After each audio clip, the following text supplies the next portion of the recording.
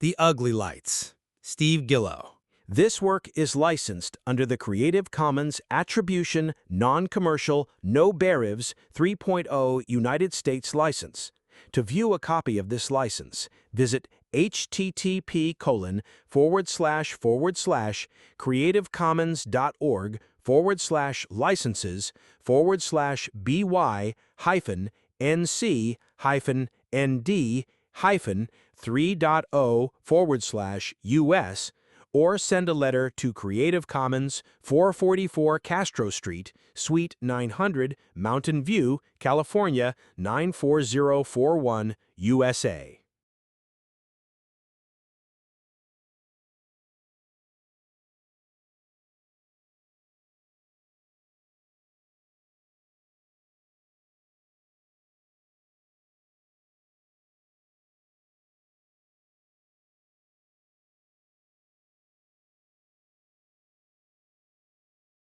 Prologue.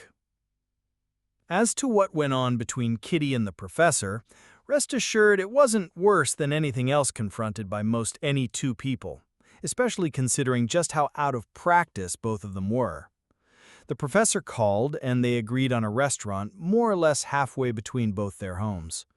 Even though he'd made reservations, they had to wait in the bar.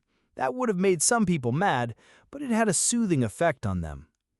Whether she went home with him really wasn't a subject for polite society.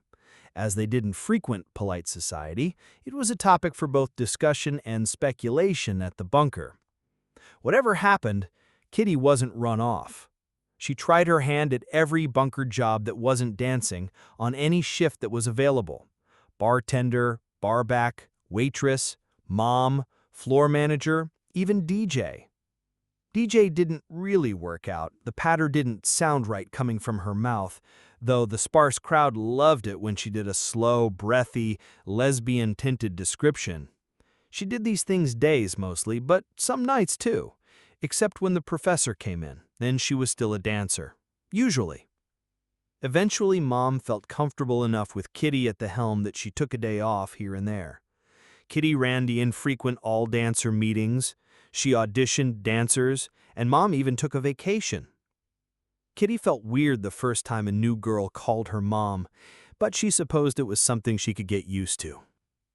The way everyone knew about Shakespeare Night, everybody knew exactly what was meant when referring to Kitty and the professor. People who weren't there lied that they were, and those that were there lied about knowing what they saw.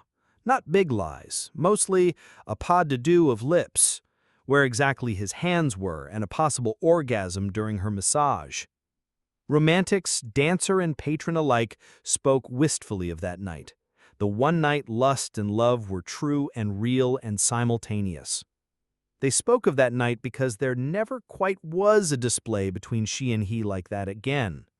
Yes, he massaged her, and yes, she danced for him, but the observer walked away with the impression that both were saving up for behind closed doors. The professor's pen and real names were now known at the bunker. In the week following their first date, Manny found Kitty reading in the dressing room. It was one of the professor's books. Kitty made Manny swear not to tell, but that lasted all of about 2 hours. That was just fine with Kitty. She wanted desperately to brag on the professor. The collective bunker found the professor's books as a whole to be dark. Too dark for most, just dark enough for others. The professor considered a second pen name. His last manuscript only had a few passages of subtle darkness. It leaned toward the playful. Even his agent suggested a second pen name. But the bunker isn't just Kitty and the professor. It just seems that one or the other is pretty close to the line between one point and the next. There had been stories before that night. There had been stories after that night. There had even been other stories that night. The Ouija board. The pale ivory board was laid on the cable spool serving as a coffee table. 1.5 feet across and 1 foot deep, black Gothic font letters marked the board. A human-faced sun was in the top left corner, the word yes a few inches from his smile. A crescent moon marked top right. His expression was neither a smile nor a frown, a little sleepy-eyed. He looked as one awaiting news of a lover. No was the nearest word to the moon. Bottom left and right were mirror images. A woman held the pointer. Above her shoulder floated a face not of this realm. The letters A to M arched over the row N to Z. The numbers 1 through 9 and 0 were a straight line beneath the letters, and beneath them, goodbye. Her Ouija board was old but not quite ancient. The paper curled at the corners and string showed on the backer. Heart-shaped, the pointer was not cheap plastic, but polished bone. What kind of bone was never said. A clear crystal, again not plastic, sat in the center of the pointer. Candles flanked the board, top and bottom, one black candle and one white. Brittany had already lit the wicks, a match to the white to the black. "How long do we wait?" Bibi whispered, alternately running a hand through freshly two blonde hair and sipping wine. "It should burn about halfway down." Brittany sipped her wine, red. The bunker knew her by her real name now, not the kid. Another nugget had inherited the title. Brittany was careful to keep her long hair away from the candles still flaring, as eager for the ritual as she was. "What do we do until then?" "Nothing special." Brittany had whispered her answer. There really wasn't anything to whisper about except for Bibi's whisper. "Try and focus on something. A question you want to ask, maybe." Bibi grew an elfin grin and suggested they ask if Kitty and the professor would marry. "I know he was married," Brittany said. "He told me. I'll bet Kitty was married too." "People get married more than once," Bibi argued. "Especially in my family." She shook her head. "I bet they do everything but get a preacher. You think they'll have kids?" "The professor is pretty old. But guys don't do any of the hard work. Maybe we should ask about kids." "Maybe." Brittany poured more wine for each of them. "Anyway, just 'cause you ask a question doesn't mean that's the one it'll answer." Bibi asked what she meant. "Just what I said. Sometimes it won't answer the question you ask." Brittany lifted herself up and looked around the room, making sure no mirrors were visible. She'd have stopped the clocks too, but her grandma told her that was only for mechanical clocks. Maybe electric too, but certainly not digital. "Like?" "This was when I was little," Brittany began. She might as well have said, "Once upon a time." "Remember," Brittany said, "one-word answers are all we might get. Maybe not even that." They settled on opposite sides of the board, shades drawn, the only light from the two candles. "Barely touch it." Brittany brushed her fingertips against the bone. Bibi took a last sip of wine and rested her fingertips on the other side. "Lighter, even lighter, like when you're touching a guy's arm and you can feel the hairs, but not the skin." Bibi relaxed and lifted. The witch felt the bone pointer slowly waking. It moved under her fingers like a cat stretching, like the bone had taken a morning yawn. Her fingertips slid into indentations worn by generations of fingers. Brittany knew this would be a good session. "Good, real good. Now ask." Before Bibi could say anything, the pointer moved off-center. "Did you do that?" she asked. "I didn't do that." Brittany shook her head. "Let it go." The point drifted toward the left of the board, then stopped. The witch tried to push, but the pointer might have been glued down. "Now what?" whispered Bibi. Say the letter. Let 'em know you saw it stop." "Say it together?" "A," they said, more or less together. The pointer was feather light, dropping down and crossing to the R. They said R, their timing closer. The pointer went up and over to E, and they spoke it as though one voice. S and T. "Arrest?"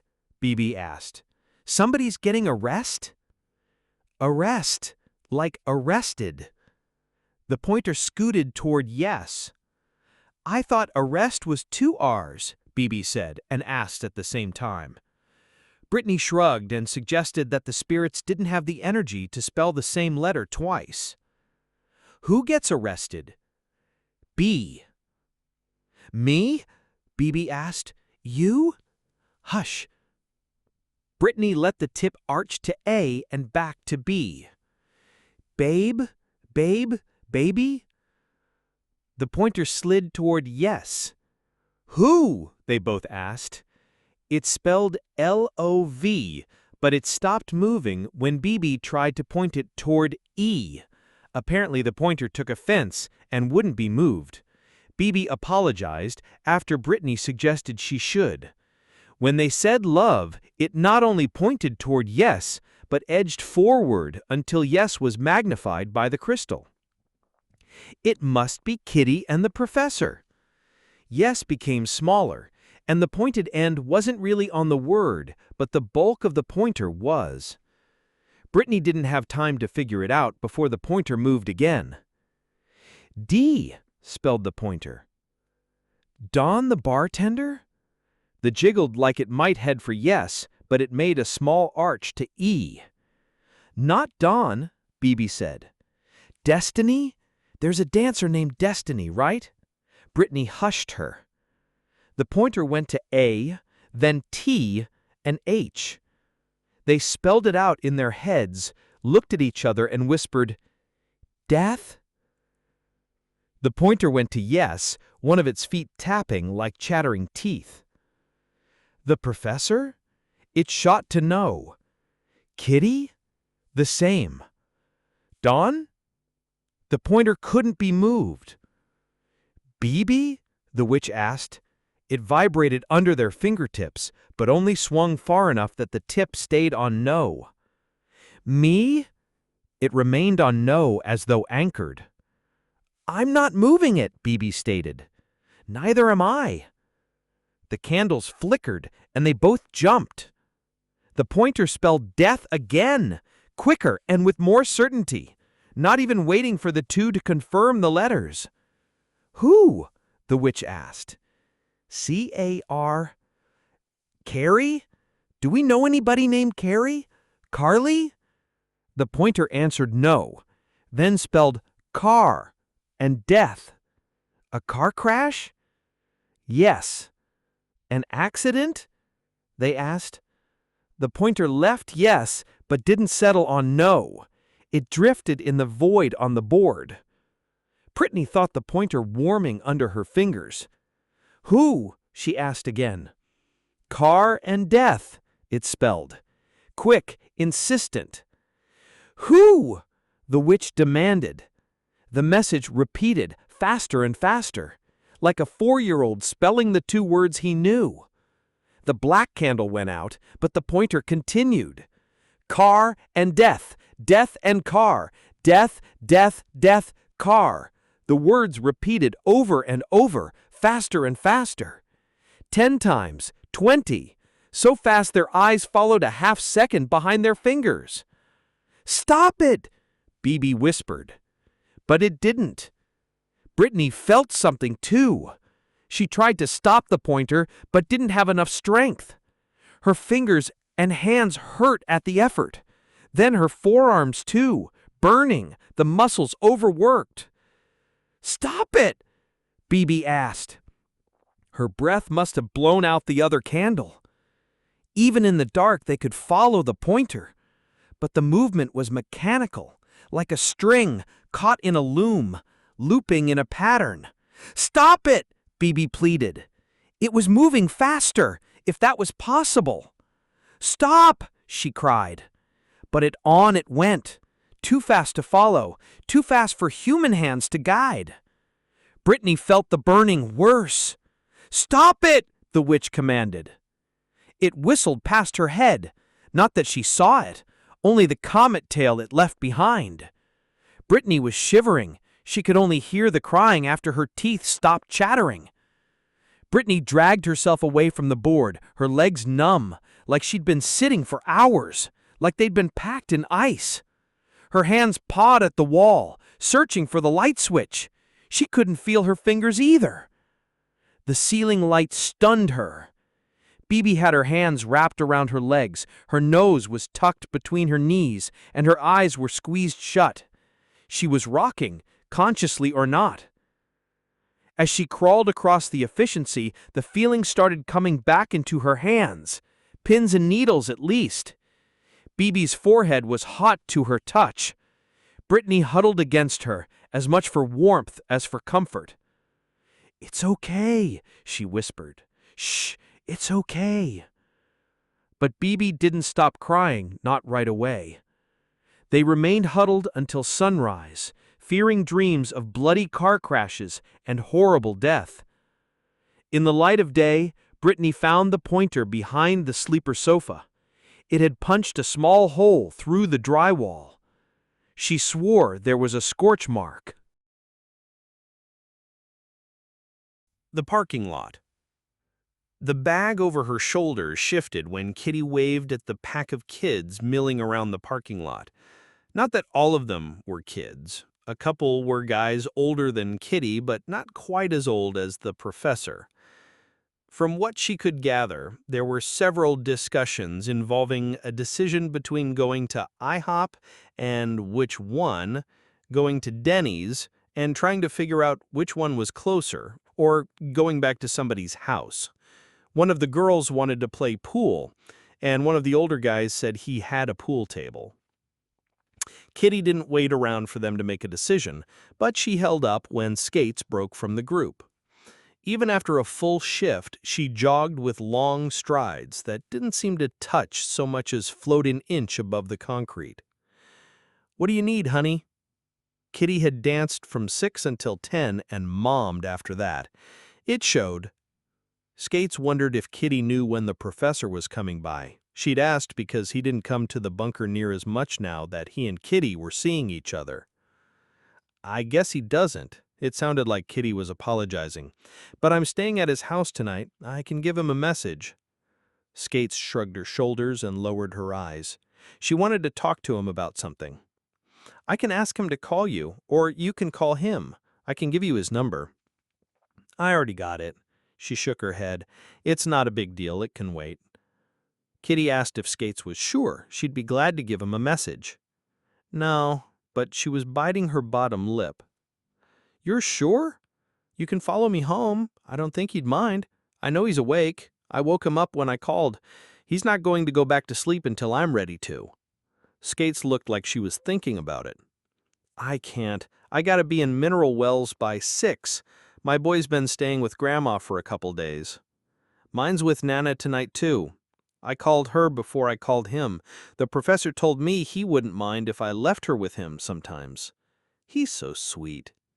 Kitty smiled and nodded, but is it too soon? Kitty shrugged. "I'll tell him to come by. Are you working tomorrow?" "Not till Thursday." Kitty asked if there was something she could do. Skates opened her mouth like she might ask, but she ended up shaking her head. Kitty cocked an eyebrow and tried to draw it out, but Skates shrugged again, shook her head, and kind of pawed the ground, all in one motion. "I'll tell him to come by." She opened her arms to hug the waitress. "Or, like I said, you can call." "No," she put her arms around Kitty. "It's something him and me have kinda talked about before." "Okay." Kitty kissed her on the cheek and repeated that she'd tell the professor to come by. "Thanks." Skates returned the kiss on the cheek and let Kitty hug her just a little tighter. Kitty threw her bag in the truck and told Skates to be careful. That was a long drive at 3 in the morning, and the cops were always pretty thick out that way. "I'm just gonna sleep once I'm there, but I gotta be there before my mom leaves for work." Kitty said she knew the drill, but that Skates should be careful anyway. Skates nodded and walked back toward the pack of kids. Kitty watched her before she started the truck. She wondered if the professor had ever made a pass at Skates. Maybe that was what she wanted to talk about. No, she answered her own speculation. That just didn't seem like him. Kitty waved again as she pulled out of the parking lot and onto the service road for eastbound 820. Without introduction, her radio drifted into Roland, the Headless Thompson Gunner. The professor called it one of his insomnia songs. To Kitty, it was just an end-of-shift song. But it didn't surprise her that the professor liked it. Dark and caustic, like the way he wrote. Maybe she liked it more now than she used to. Even Roland would be staggered at the butchery in the Congo. His 60s were nothing compared to the carnage wrought without benefit of the West. The radio was one of the things she liked best about 3 in the morning. Nobody bothered with happy talk, and the songs were the kind you'd never hear during the day. The DJ would spin the album version of Walk on the Wild Side, and Van Morrison could make love behind the stadium with his brown-eyed girl. Sometimes the professor called Kitty his brown-eyed girl. She liked that. One thing she didn't like was that there wasn't enough time to chill between the bunker and the professor's house. A 45-minute or an hour drive had become less than 15 minutes. But then momming required a lot less decompression than dancing, at least so far. Usually. Kitty found herself at the stop sign. A cop was already there, his light bar flashing. A civilian held his arms ready for crucifixion, getting psyched up to touch his nose. The cop waved at Kitty. Shit! She thought she was supposed to pull over too. That was a bad thing about 3 in the morning, drunk checkpoints. But Kitty recognized the weekender and waved back. The weekender made the civilian try to touch his nose again. "You got drunk certified?" she called. "Yep." He nodded. He mouthed that it was only last week. "Good luck," she said. From looks of the civilian, Kitty could have certified him, and nobody would have doubted her. Kitty waved again before she made an illegal U-turn onto the highway entrance ramp for eastbound 820. The rave. They dance to earn a living, at least ostensibly, and come closing time, the first thing they look for is a rave, where they'll dance again. So many are at the age of raves, old enough to stay out all night, too young to buy beer. And even if they were old enough, there ain't no bars in Texas selling beer after 2 o'clock. Come Sunday morning, you can't buy beer period after 2 and before 12 noon. In the old days, you could find a grocery or a 7-Eleven that might let it slide, but scanning cash registers are programmed not to let that pass. The dancers changed out of the uniform that makes most of them look a little older and into the proper uniform of teenagers. Khakis and half shirts, jeans and bikini tops, rugby shirts and shorts. Their shoes aren't platform heels anymore, not usually. They're a mix of sneakers, boat shoes, pumps, and flats. A few heels, though the thigh-high spikes were multifunctional for work or play. Makeup is removed and reapplied, hair is rearranged and rearranged before a caravan heads east towards some industrial park in Arlington where the rave is just getting into gear. On their way, they shall fortify themselves. Where one generation fortified with grain alcohol, another with pot, then both, this generation, chooses ecstasy. And just like the generations before, right back to the berserkers, they recognize no downside to their drug of choice. Sure, they'll run a fever, stay up for too many hours straight, and their teeth will grind to the root. That's what the pacifiers are for, to minimize the damage done by grinding teeth. Sure, somebody will run a high enough fever that he'll need to be soaked in ice water, but that will be the worst that will happen. Unless the fever is too high or runs too long, but seizures happen. It's not any worse than somebody freaking out on LSD. Why take E? Because for $20 a hit, it releases all the feel-good chemicals the brain can muster. The nerve endings are alive and everyone is your friend. It lasts longer than Coke and doesn't make you paranoid like speed. The touch of a hand is akin to the touch of a vibrator. Sex on E is like, well, there isn't a word adequate. Excellent reasons all. But the reason they dance all night is because they are immortal, as the young should be always, and the ones that weren't immortal were just unlucky.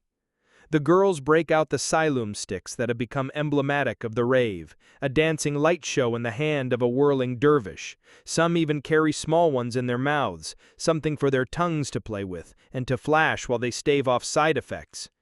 If it's possible, the music at the rave is even louder than at the bunker. The sound waves bounce off concrete floors and metal walls until everything but the bass is a whisper in the storm. But that's why they're there, The bass drives their hips. With a loud enough beat, the clean, pure sweat of limber youth turns the spaz into John Travolta and every girl into the prom queen. Candy. Everybody asked what happened to Candy, the original Candy. Original isn't strictly accurate. There had been a Whitman's sampler worth of candies before her. But if Candy was mentioned without a Roman numeral, everybody knew who was meant. Her story wasn't so bad as the rumors made out, but speculation in the absence of facts tends toward the extreme. One speculation wasn't all that extreme. Her night with the professor was akin to rapture, not, as was giggled about, in the physical sense. Not that the professor was inept, but he tried too hard and ended up being more than a little clumsy. No, hers was the biblical, soul-expanding emotional rapture. One nigh unto her God had touched her, not with Olympian thunderbolts, but like dew on flower. In that moment, Candy found she was loved, not in some abstract and not as a euphemism for something else. When she fell asleep in his arms, the world was perfect beyond measure. But her dreams were of an angry God, and she awoke trembling. Candy tried to wish it away. She pressed the whole of her person against him, and her distress actually eased, but it didn't stop completely, or for long. As many times as she told herself it was the professor beside her, it didn't go away. She squeezed her eyes tight and gritted her teeth until it was only a few ticks. She remembered the 1,000 times he could have done something and hadn't, but then the sweating started and the ticks became spasms again. She slipped finally from his arms and out of his bed.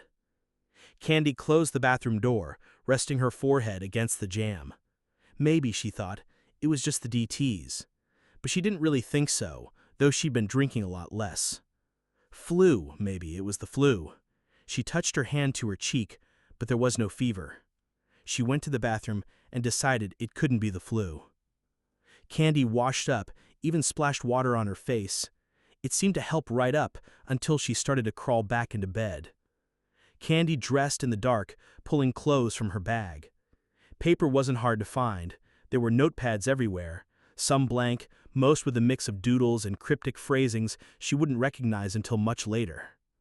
She stared at the page for 15 minutes before she started, then scratched out what she wrote, then started again.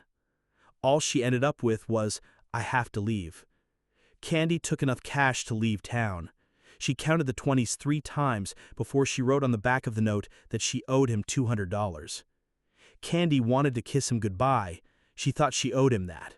She owed him a lot, more than $200. She stood over the professor and watched him sleeping. She knelt beside his bed. He didn't twitch or jerk. He didn't talk in his sleep. She couldn't tell if he was dreaming. Her hands stretched out, but she couldn't quite touch him. She thought about waking him, but then she wouldn't go, even though she couldn't stay. She leaned forward until she could gently kiss his forehead, whispering that she was sorry. He mumbled that it was okay. At least that's what she heard. Leaving still took all her effort. Candy didn't go back to the boyfriend, though he hadn't been that for some time. Hardly even a roommate. Just somebody who sometimes left bruises on her arm. Everything she wanted was in her duffel bag, and had been for a long time. It was a 30-minute walk through a foreign but utterly familiar suburbia before she found a payphone. She called a cab to take her to the edge of downtown where I-30 and I-35W crossed, the bus station. The Greyhound station in Fort Worth was just about the same as the Greyhound station in any fair to Midland-sized city. The clientele, what few there were, sat in roughly human-shaped fiberglass seats bolted to a matte black square pipe, the seats colored alternately red and blue. The clientele were women, mostly older, and men older than Candy, but younger than the women. The men wore down jackets and pea jackets that were military surplus and had probably been at the top of a box at the shelter. Their skin was mostly yellow-tinged gray and hung on their faces. Their eyes were as vacant as their minds, or as malevolent. Candy's hands were in her pocket, her fingers wrapped around a rat-tailed comb. The handle was filed stiletto-sharp, and 4 groups of 5 teeth were missing down to the nub, finger grips. She'd been told that was illegal, but so were a lot of things. The women wore long coats, and most wore hats. They read novels they'd brought along or watched a TV bolted into the ceiling corner and surrounded by plexiglass. There was no sound, and half of them watched through eyes half open. The women were mostly close to the ticket window, the men on the outskirts of the room. And it was the same in 100 other bus stations in 100 other cities at any time of day. Candy asked the woman in the booth when the next bus would leave. She had a notion to head east, but a bus to Little Rock wouldn't leave for a few hours. She wanted to be moving before anybody started looking for her. If anybody started looking. The next bus was destined for Wichita Falls, then on to Lubbock. Lubbock it was. Maybe from there to Oklahoma City, or maybe Kansas City. She had a while to decide. It bothered her to leave the way she did. She wondered why she had to leave. She wanted to tell him why, but she didn't know herself.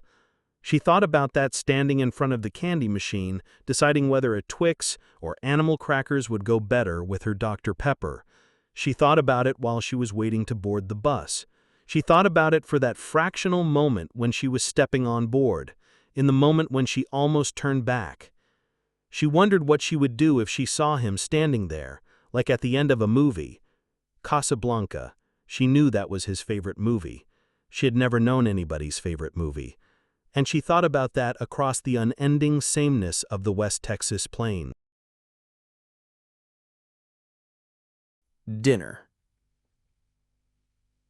Klieg lights illuminated the Whataburger, an orange and white striped triangle amid the boxes of fast food joints.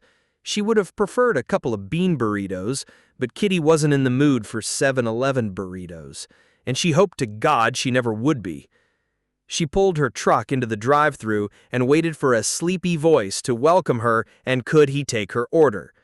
A regular cheeseburger, a kid-sized hamburger, and a large fries. "Can I get an ice water, too?"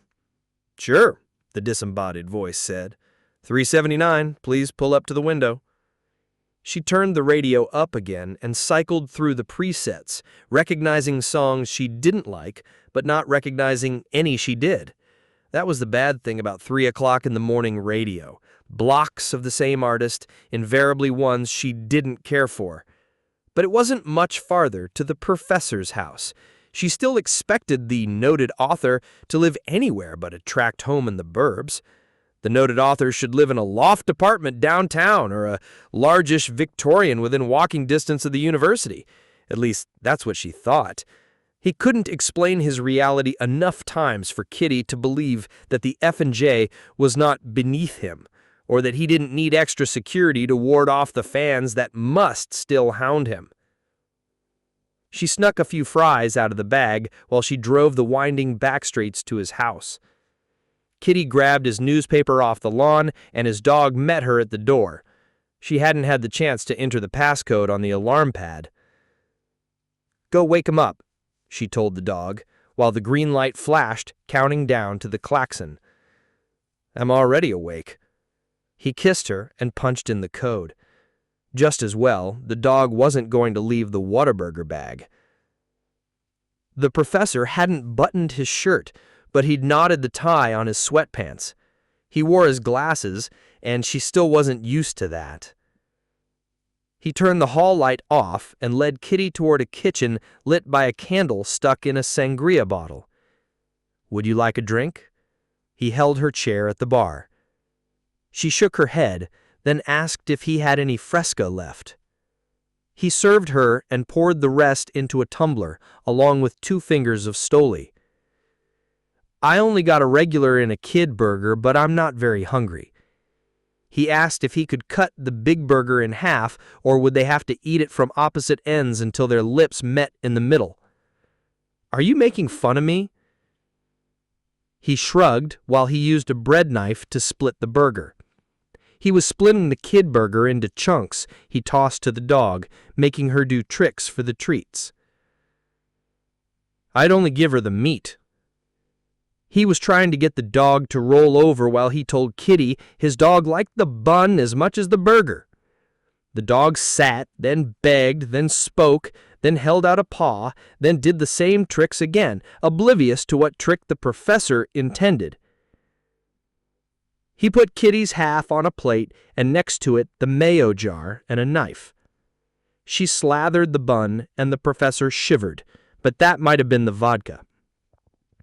I was in California for years and I never defiled a burger like that. I've seen you put potato chips on yours. That ain't a Texas thing. He shrugged and called the fries at the bottom of the bag. Kitty waited until the professor finished his half of their burger before she complained about her aching feet. The professor knew it was not a random complaint, and though only a couple for a short time, he knew it was his job to do something about it. He held his hands out, and Kitty lifted one foot, then the other. When the professor pressed his thumbs into the soles of her feet, her toes curled. He still wasn't pressing hard enough. Any lighter, it would be tickling, but Kitty didn't want to discourage him, especially when the palms of his hands drifted past her heel and onto her ankles, massaging one, then the other.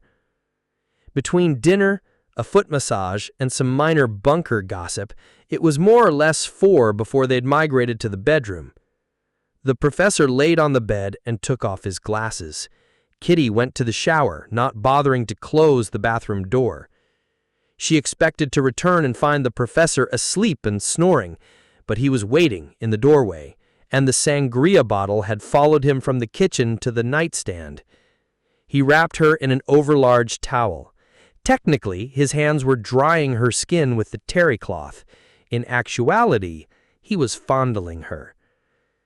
Kitty twisted this way and that to keep his eyes off her finest assets. "I've got to get up early." "I've got to get up early." He shushed her and pulled the towel, turning her into a slow pirouette. "I didn't sleep very well last night." "You'll sleep like a baby." He kissed her slowly, barely touching the tip of his tongue to hers. The professor led her toward the bed. He turned out the lamplight and climbed into the bed. Against the headboard he sat, a pillow wedged between the small of his back and the wood. The foot massage moved past her ankles and up to her calves. He didn't get past her knees, which was okay with Kitty, because she kept telling herself she had to get up early and she hadn't had enough sleep the night before. He slid around behind Kitty and started brushing her hair, seemingly as fascinated by it as her daughter was. The back of his left hand was sliding up her back, then dragging the clumped hair with the brush in his right. It wasn't 100 strokes, nor was it yet part of ritual or foreplay, but Kitty found it calming, as much as she did when she brushed her daughter's hair, except her daughter wouldn't sit still long enough. A too long day was slowly leaving her muscles and not just her feet. She hardly noticed when the brush strokes changed to his fingers brushing the hair over her shoulder instead of down her back. The tips of his fingers touched just about everywhere she wanted them. Kitty wasn't sure about how early she had to get up. The professor's post-work massage compared to his bunker massage roughly the way sex compared to a couch dance, the later a pale substitute for the former. Privacy had a lot to do with that, in both cases. His hands didn't have to stop in the small of her back, and she didn't have to settle for just his breath against her skin. She rolled into her spot in his bed, and his hands didn't stop. Sometimes his lips trailed, sometimes they led. Even with the liberties taken, his massage didn't, as she explained to Mom, thrill her as it had. Not that it wasn't good, just not like it was. Mom had tapped the erasure end of a pencil against her chin and declared it a case of substitution. She even adopted a Viennese accent, or at least an accent that passed for Viennese at the bunker. "Before sex was a known quantity," she said. "The dance, as well as the massage, was a release from your, shall we say, frustrations." Kitty said the dance had never done what his massage did. "Aha, because you were pleasuring him, whereas in the massage he pleasured you." "Thanks, Dr. Ruth. It was supposed to be Freud." But Kitty wouldn't answer when Mom asked what he was like in bed. Kitty wouldn't even tell Manny. Mom shook her head when she told Kitty the only time she'd ever known a dancer not to discuss sex is when she was starry-eyed in love. Mom shook her head the same way when she told the same story to Manny. Kitty didn't answer Manny either. She must have dozed, but there was only one hand drifting down her back. But she wasn't asleep long. The candle hadn't burned down or been blown out. She considered rolling over and putting that hand to better use. She might have, but he was whispering. He described the precise curve of her spine, his words and his hand, downy soft. He detailed her buttocks in the candlelight, outlining a rough heart shape. He told her how beautiful she was, the way her hair caught the light, how he could look into her eyes forever. She still might have rolled over, but he didn't stop. If anything, his voice was even softer. He whispered that she deserved better than an old man like him. "Darlin'," he spoke so soft there were hardly words. "Maybe it's too soon, but I think I really want this to work." With that said, he kissed her cheek, blew out the candle, and pulled the bedding over them both. Kitty rolled onto her side and shifted against him as much as she could and still feigned sleep. She even mumbled a response when he kissed her shoulder and said goodnight. And all that time he thought she was asleep. The actress. The way many waitresses in LA are actresses, so are more than a few dancers. It should be expected. Both industries are driven almost entirely by looks, and the part that isn't is driven by how far someone can get, be it producer or customer, agent, barkeep, or director. As far as the entertainment industry, LA, New York, and Canada et al. Take the lion's share. But it seems there's always a TV show in production in Dallas. The Hawaiian film industry had Hawaii Five-0 and Magnum P.I. Dallas had, well, Dallas and Walker Texas Ranger.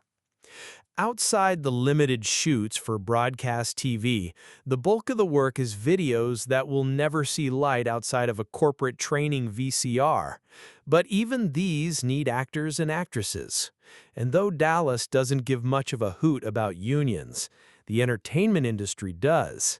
But the cameramen, soundmen, gaffers, and electricians don't have nearly the seniority of their brethren on the coast, so it's viable to produce these videos on a soundstage that had once been a cotton field.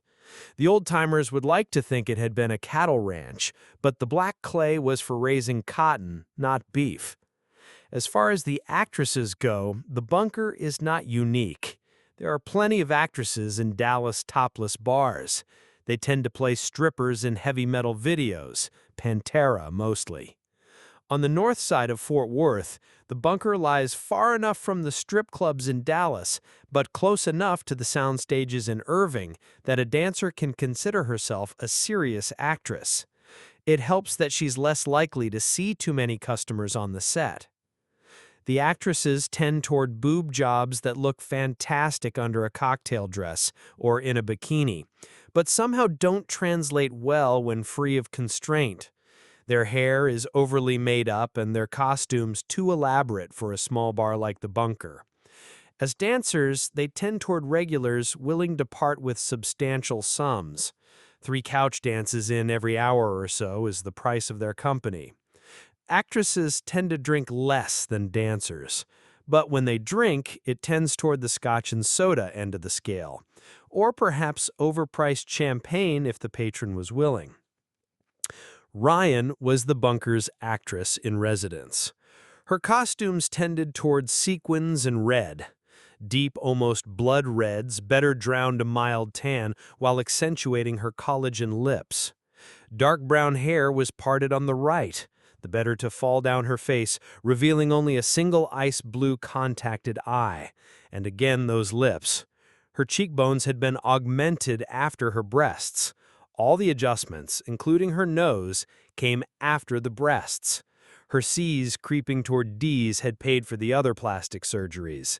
that in a less than professional relationship with her doctor. It would all be worth it when she got her break. She'd practiced her LA party smile, a half smile that raised the slightest dimple, a smile that could turn into a sneer, a laugh, or into tongue-moistened parted lips, a smile that was really anything but a smile. Ryan subscribed to Variety to keep track of which projects were in what stages, just in case it came up in conversation. She knew her Porsches and Ferraris, her Lears and Gulfstreams. She knew when she should compliment their toys and when she should only smile. She knew from glossy magazine ads that there could be tax advantages to fractional aircraft ownership, not that she knew what those advantages might be. She'd gotten callbacks on 3 different straight-to-video parts. One was science fiction, one a nominal murder mystery, and one a romance. All 3 roles would have required substantial frontal nudity. She wasn't surprised by that, nor particularly by the producer's suggestion that a blowjob might tip the scales. She cursed up a storm when some other little bitch got the part. Ryan knew she was a better actress and knew she could suck a golf ball through a garden hose. Raid Week. As it turned out, the vice cops spotted on Kitty and the professor's night were only the vanguard, more accurately, a reconnaissance. While the bunker as an enterprise stays scrupulously within the law, individuals might skirt the edges, and the edges were the providence of vice. The question of larger improprieties have been addressed elsewhere. That left the smaller improprieties, which was the reason for the bunker's existence in the first place. Solicitation of an alcoholic beverage by an employee has been discussed in some depth. The charge can be triggered an "I'm thirsty," as that implies that the situation should be remedied. There is solicitation of prostitution. She asked if he wanted a dance. Just what the hell is she supposed to do? Last of the eternal triad is lewd and lascivious conduct. Stated delicately, a dancer was a little friendlier than she should have been. Or maybe a personal dance was a mite too personal. Were Kitty's dance given not to the professor but to a cop, she might have gone to jail. No, there wouldn't have been any might about that one. If a cop had only seen it, she would have gone to jail.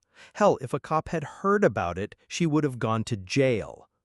Thus, while the bunker is legal, every detail of its raison d'etre is not.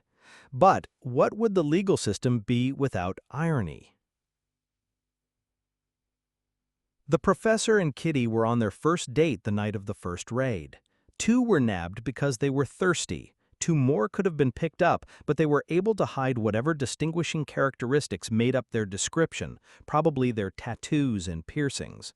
The officer swearing out a complaint must describe the targeted dancer to the arresting officers so as not to break his cover.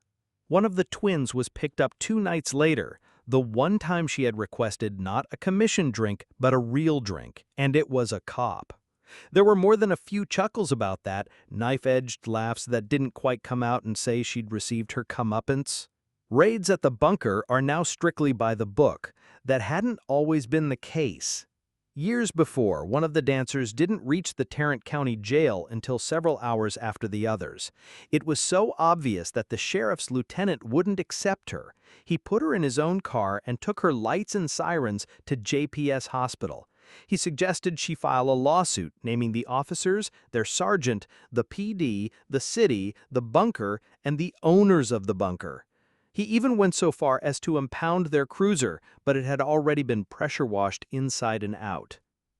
Life at the bunker became very nervous. Any pair of men might be cops. Any pair with only one drinker were definitely cops. As many as 3 or 4 times in a week, they were. Mom could spot them, Dougie could spot them, Manny and a few other dancers could spot them. Eventually, even the professor could spot them. Too bad overserved dancers weren't quite so perceptive. A couple, 3 a week, were being arrested. Unfortunately, 3 of the 10 arrested had outstanding warrants. The first was unpaid tickets, the second for minor in possession of alcohol. The last was supposed to have already turned herself in to serve 90 days for cocaine possession. Being a fugitive tacked another 90 onto it. 2 of the girls were picked up twice, alcoholic beverage both times. The police report quoted one to say that she knew it was illegal to ask for a drink. Dancers were timid, and it showed on stage. Nobody was making any money. The waitresses carried drinks as though they were nitroglycerin. Manny and Kitty were both spooked, though only Mom and the professor could probably tell. Skates was spooked so bad she spent an hour chain-smoking at the professor's table. Nobody was quite sure what pushed Mom to the edge. Maybe because she remembered that the job was hard enough without being scared and paranoid. She warned the cops that she recognized them for what they were. They left, but were back the next night. Mom warned them again, a little louder. They didn't leave. Mom put her forefinger and pinky in the corners of her mouth and whistled so loud that conversation stopped. Mom waved her hand and the spotlights turned until they faced her. She pointed and the lights followed her fingers. The two stood up and left slowly, the spotlight following and Mom following the spotlight. Out in the parking lot, she told them that next time she'd do the same thing and announce their secret identities. And she wasn't sure who she should be afraid of most, the guys or the dancers. They threatened her with obstruction of justice. Mom laughed and told them she'd slept with a cop or two in her time and they couldn't make it stick. Then she spit at their feet and told them they were just as dirty as those other cops, and she named names known only to her and a few others. As far as the names involved, more than a year passed before an arrested dancer in the hospital became more than he said, she said. There were tapes of clear-air radio conversations and messages back and forth on in-car computers. The bunker's more silent owners did everything in their power to make the lawsuit go away, eventually calling a congressional representative just to make sure it was understood who would be ambushed by Mike Wallace. The suit was settled for an obscenely small amount of money. She was, after all, a dancer. Gag orders were issued all around. The tattoo. The length and width of the shop revealed its former life as a barber shop. Though 30 feet deep, it was only about 8 feet wide. Mirrors covered the upper half of the long wall, and the hydraulic chairs were the last hints about its previous occupants. The wall opposite the mirror was papered with designs, skulls, roses, and butterflies mostly. But papered wasn't the right word. The designs had been drawn on paper and scanned into a computer, then printed on plastic sheets originally for presentations on an overhead projector. The computer in the back corner was connected to a cable modem for quick downloads. A lot of the high schoolers wanted designs they'd seen on this or that website. The artist had resisted at first, but now his portfolio resided on CD-ROM, backups in his apartment, in his glove box, his trunk, and anywhere else he could think of. Like a squirrel storing nuts, it had been his Y2K preparation. It seemed a week didn't go by that he didn't find another copy stashed somewhere. The clear plastic had some advantages over paper. First, the design could be held against a patch of skin for comparison, thus easier to sell. Second, the computer could be instructed to print only the red, or only the blue, or just the black in a design. That made the copying easier. The artist had even considered an inkjet printer, the same kind they used for sheet cakes at Tonier supermarkets. He could then fill it with a permanent tattoo. But since he was getting paid by the hour, quicker wasn't necessarily better. Then there was the branding. He didn't understand it, mostly because there was no subtlety to the design. Just because he didn't understand it didn't mean he didn't try it. Fashioning coat hangers and pipe cleaners into a requested shape, a spiral in that case, heating it red hot with a propane torch, and applying the metal to the customer's skin. The customer was ecstatic about how the scar came in, but the artist wouldn't do it again. He'd nearly puked at the smell of seared flesh, and the scent had gotten stuck in the air conditioner. It just wasn't worth it. Carly was trying to decide on a tattoo.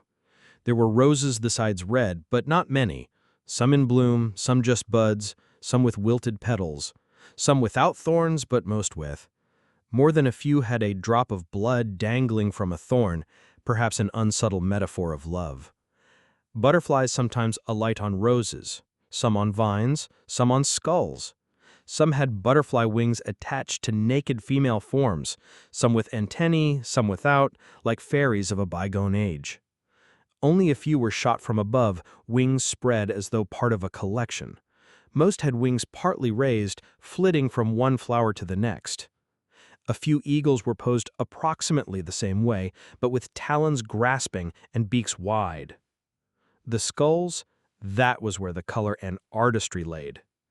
They came eyed or eyeless, grinning or mute, pierced with knives or with roses between the teeth, snakes slithering from eye holes, skulls face on and from the side, some bald and some with sprigs of hair, some with full heads of hair like a Halloween wig on a plastic skeleton, skulls with top hats and helmets, the spiked German helmets of the Great War and the Nazi helmets of World War II, some with GI helmets of that war, and some with the modern but vaguely Nazi-esque helmets of the modern jarheads and dog faces. Some skulls were engulfed in flames, as though in their own pyre. Some had flames in their eyes and mouths, shaped reminders of the oven doors. A few trailed flame like a jet with full afterburners. There were skulls smoking cigarettes, cigars, pipes, joints, hookahs, and bongs. That was all before considering what was referred to as the Grateful Dead collection. Skulls and skeletons playing instruments, drums, guitars, bass, even flutes, and one playing an accordion. They were popular with the over 50 crowd. Hell, that crowd was pushing 60. "Maybe just a vine," Carly said. "Could you do like a vine with the leaves spelling a name?" The artist pointed past the skulls, but not quite to the butterflies. "What name?" He spun around and pulled up a graphics package on the computer. "Barb," she said. He pondered a design. "Do you want the letters next to each other or on top of each other? And where would you like it?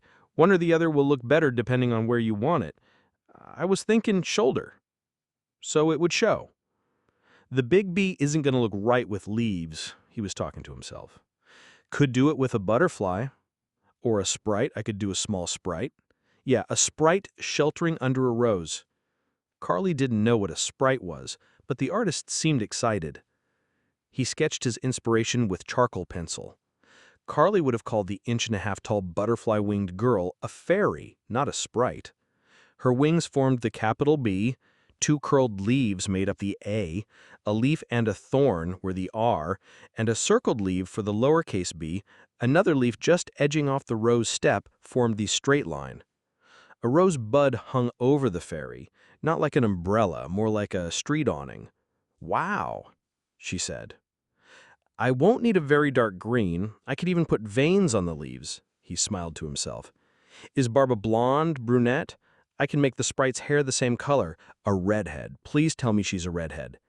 Kind of a red blonde? Like halfway between blonde and orange?" "Perfect," he said. "Perfect." Turned just a little, demurely looking over her shoulder. "Yes, that is my vision." "Wow," Carly said again while the artist drew again, this time with pastel art store crayons. "How much?" 3, perhaps 4 hours. "I can't really afford $200. "Art isn't cheap," he said. But the artist really wanted to express his vision.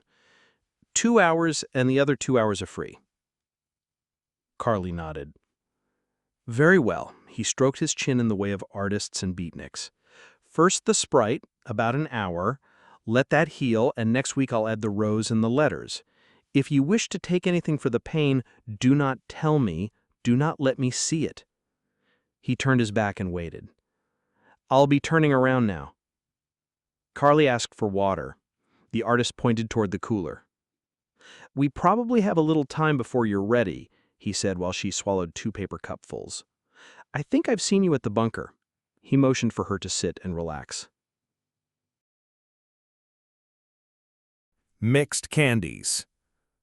Witchcraft has been mentioned, but the bunker has more than its share of superstitions, too. Some individual, some institutional. The professor, for example, always circled the block before he parked. There might be a dozen spots open, but he'll always circle the block. The very first night he'd found the bunker, he'd circled the block until a parking spot opened up. And like a ball player on a streak, he knew that changing that routine might result in something bad. Not that anyone could tell the professor he was being superstitious. Some dancers will only mount a stage left foot first. Another will not let a customer light her cigarette. Somebody else can't have a drink until she sells a table dance. As for the institution, no dancer will claim Candy as a stage name. At first, it was because Mom didn't want the professor reminded, but every once in a while, a new dancer wanted to claim the moniker. The professor told Mom that it didn't bother him, but she made sure there was nothing Candy-esque about the dancer. Candy number 2 was pretty to look at, but dumb as a box of rocks. She didn't last a month, aborting a fetus just before pregnancy started to show. Candy number 3 was too sly for her own good and went to jail her first night on the floor. She picked a drunk's pocket. Then there was the last Candy, Candy number 4. Every once in a while, somebody will shake their head and mention that they miss her, even the professor. About the only thing Candy number 4 had in common with the original was being female. She was upwards of 6 foot in heels and started out brunette, straight hair that fell down her back in the way only seen in shampoo ads. She smiled easily and genuinely. 6 or 7 years out of high school, she still had all that sweetness without any of the bile. Her breasts were augmented, but not ridiculously so, and not obviously, except for the surgery scars at their base, still fresh when she started dancing. And dancing was how she planned on paying that bill. Candy number 4 had the most adorable dimples, on all cheeks. And Candy number 4 was the best-liked dancer in the bunker, bar none. Just as an aside, Skates was the best-liked person, period. You might have thought it was the professor, but he was respected more than liked. Kitty the same, mostly because she hadn't found the right way to tell people things they didn't want to hear. As to Candy number 4's likability, well, if a guy made a pass, she would tell him he was married, but in a way that made him envious instead of angry. She could tell a Mark a story about her husband or kids, and tell it in a way that the Mark knew his chances of taking her home were less than 0. But he'd still buy a dance, knowing that behind closed eyes, she danced for her husband. Candy number 4 could have been the top money maker any night she chose, but she wasn't mercenary enough to sit at a table, drink around, get a dance, and move on. Her earnings didn't suffer much for her charity. Most guys went for the couches instead of the table, and were more inclined toward a second dance. She was just mercenary enough that if a guy was going to drop $100, it might as well be on her. Life for her went very well for the first couple of months. $200 was a slow night, and $400 or $500 on a Friday night was typical. She never said much about life at home, but the impression was that once she started making more than her husband, things did not go well. Candy number 4 started bending her personal rule about not drinking after midnight. Then there was Rudolph. It wasn't his real name, but the dancer's nickname, including a trilled R. He was 6'4", 200 pounds. His hair waved exactly as though he were on the cover of a bodice ripper. His looks were Mediterranean, swarthy, an updated version of a 40s movie Latin lover. He was prone to silk shirts and $100 dry-cleaned and pressed jeans. He had the look of a male model, somewhere between his time on the runway and being found on the arm of rich, 50-ish divorcees and widows. No one ever discovered if his accent was real or affected. Candy number 4 was smitten. It didn't hurt that Rudolph bought many dances and many drinks, including the overpriced champagne hawked by the house. Candy number 4 was about the only one that didn't notice that he never paid cash. A credit card tab for their drinks and dances paid for with bunker bucks, also charged to a credit card? Bunker bucks are like using Canadian money. The dancer only gets about 70 cents on the dollar. The house, of course, gets the other 30 cents. Rudolph would be in on Tuesday, then back on Thursday and Friday both. It It was 2 weeks before she kissed him other than on the cheek. It was a third week before she snuck out for an afternoon tryst while the kids were at daycare. And they both had the stones to come to the bunker that night. Manhattan was the first one to tell Candy number 4 she really needed to think about what she was doing. Manny spoke from experience. Candy number 4 looked at her with those big gray-green eyes and said she hadn't really meant for it to happen, but she went right back to the floor and spent the evening with Rudolph, and probably went home with him too. Mom talked to her when she came in with eyes red from crying, again with the doe eyes, and she really hadn't meant for it to happen, and now her husband had found out. She swore it would never happen again. Kitty would have talked to her too, but this was years before Kitty's tenure. The next week, Manny and Mom both made the professor talk to her. She was ready to talk to him anyway. Rudolph had been to the emergency room and her husband went to jail. The professor was stuck between a rock and a hard place on this one. It was normally his policy to stay a half step removed from lives outside the bunker. It might have been a post-Candy policy, but it had been bent and overlooked so often as to be irrelevant. The professor only talked to Candy number 4 because he liked her, and he told her so. He told her the only reason he'd never made a pass was because he'd never detected the slightest interest on her part. If she had, he'd have been on her like drool on a baby. He might not have been kidding. It's a train wreck. She was drunk and morose, for the first time anyone at the bunker had ever seen. I know it, I can see it, and I can't stop it. After her husband posted bond, he threw her out. Candy number 4 was in the bunker, drunk and mournful. She missed her husband, her house. Mostly she missed her babies. But when Rudolph came through the curtain, white tape across the bridge of his nose and 2 butterfly bandages over his left eye, Candy number 4 sat with him. Manny tried to talk to her when she was on the floor. Again. Mom tried to talk to her in the dressing room. Again. Since she didn't come to his table, the professor tried to talk to her on stage. They all tried to tell her the same thing. Namely, that Rudolph would move on to the next flavor of the month, and she'd be the one sitting up wondering where he was. More importantly, they told Candy her husband probably wanted her back. All she had to do was stop playing him for a cuckold. They could work through it, if they both wanted to. Cuckold was the professor's contribution.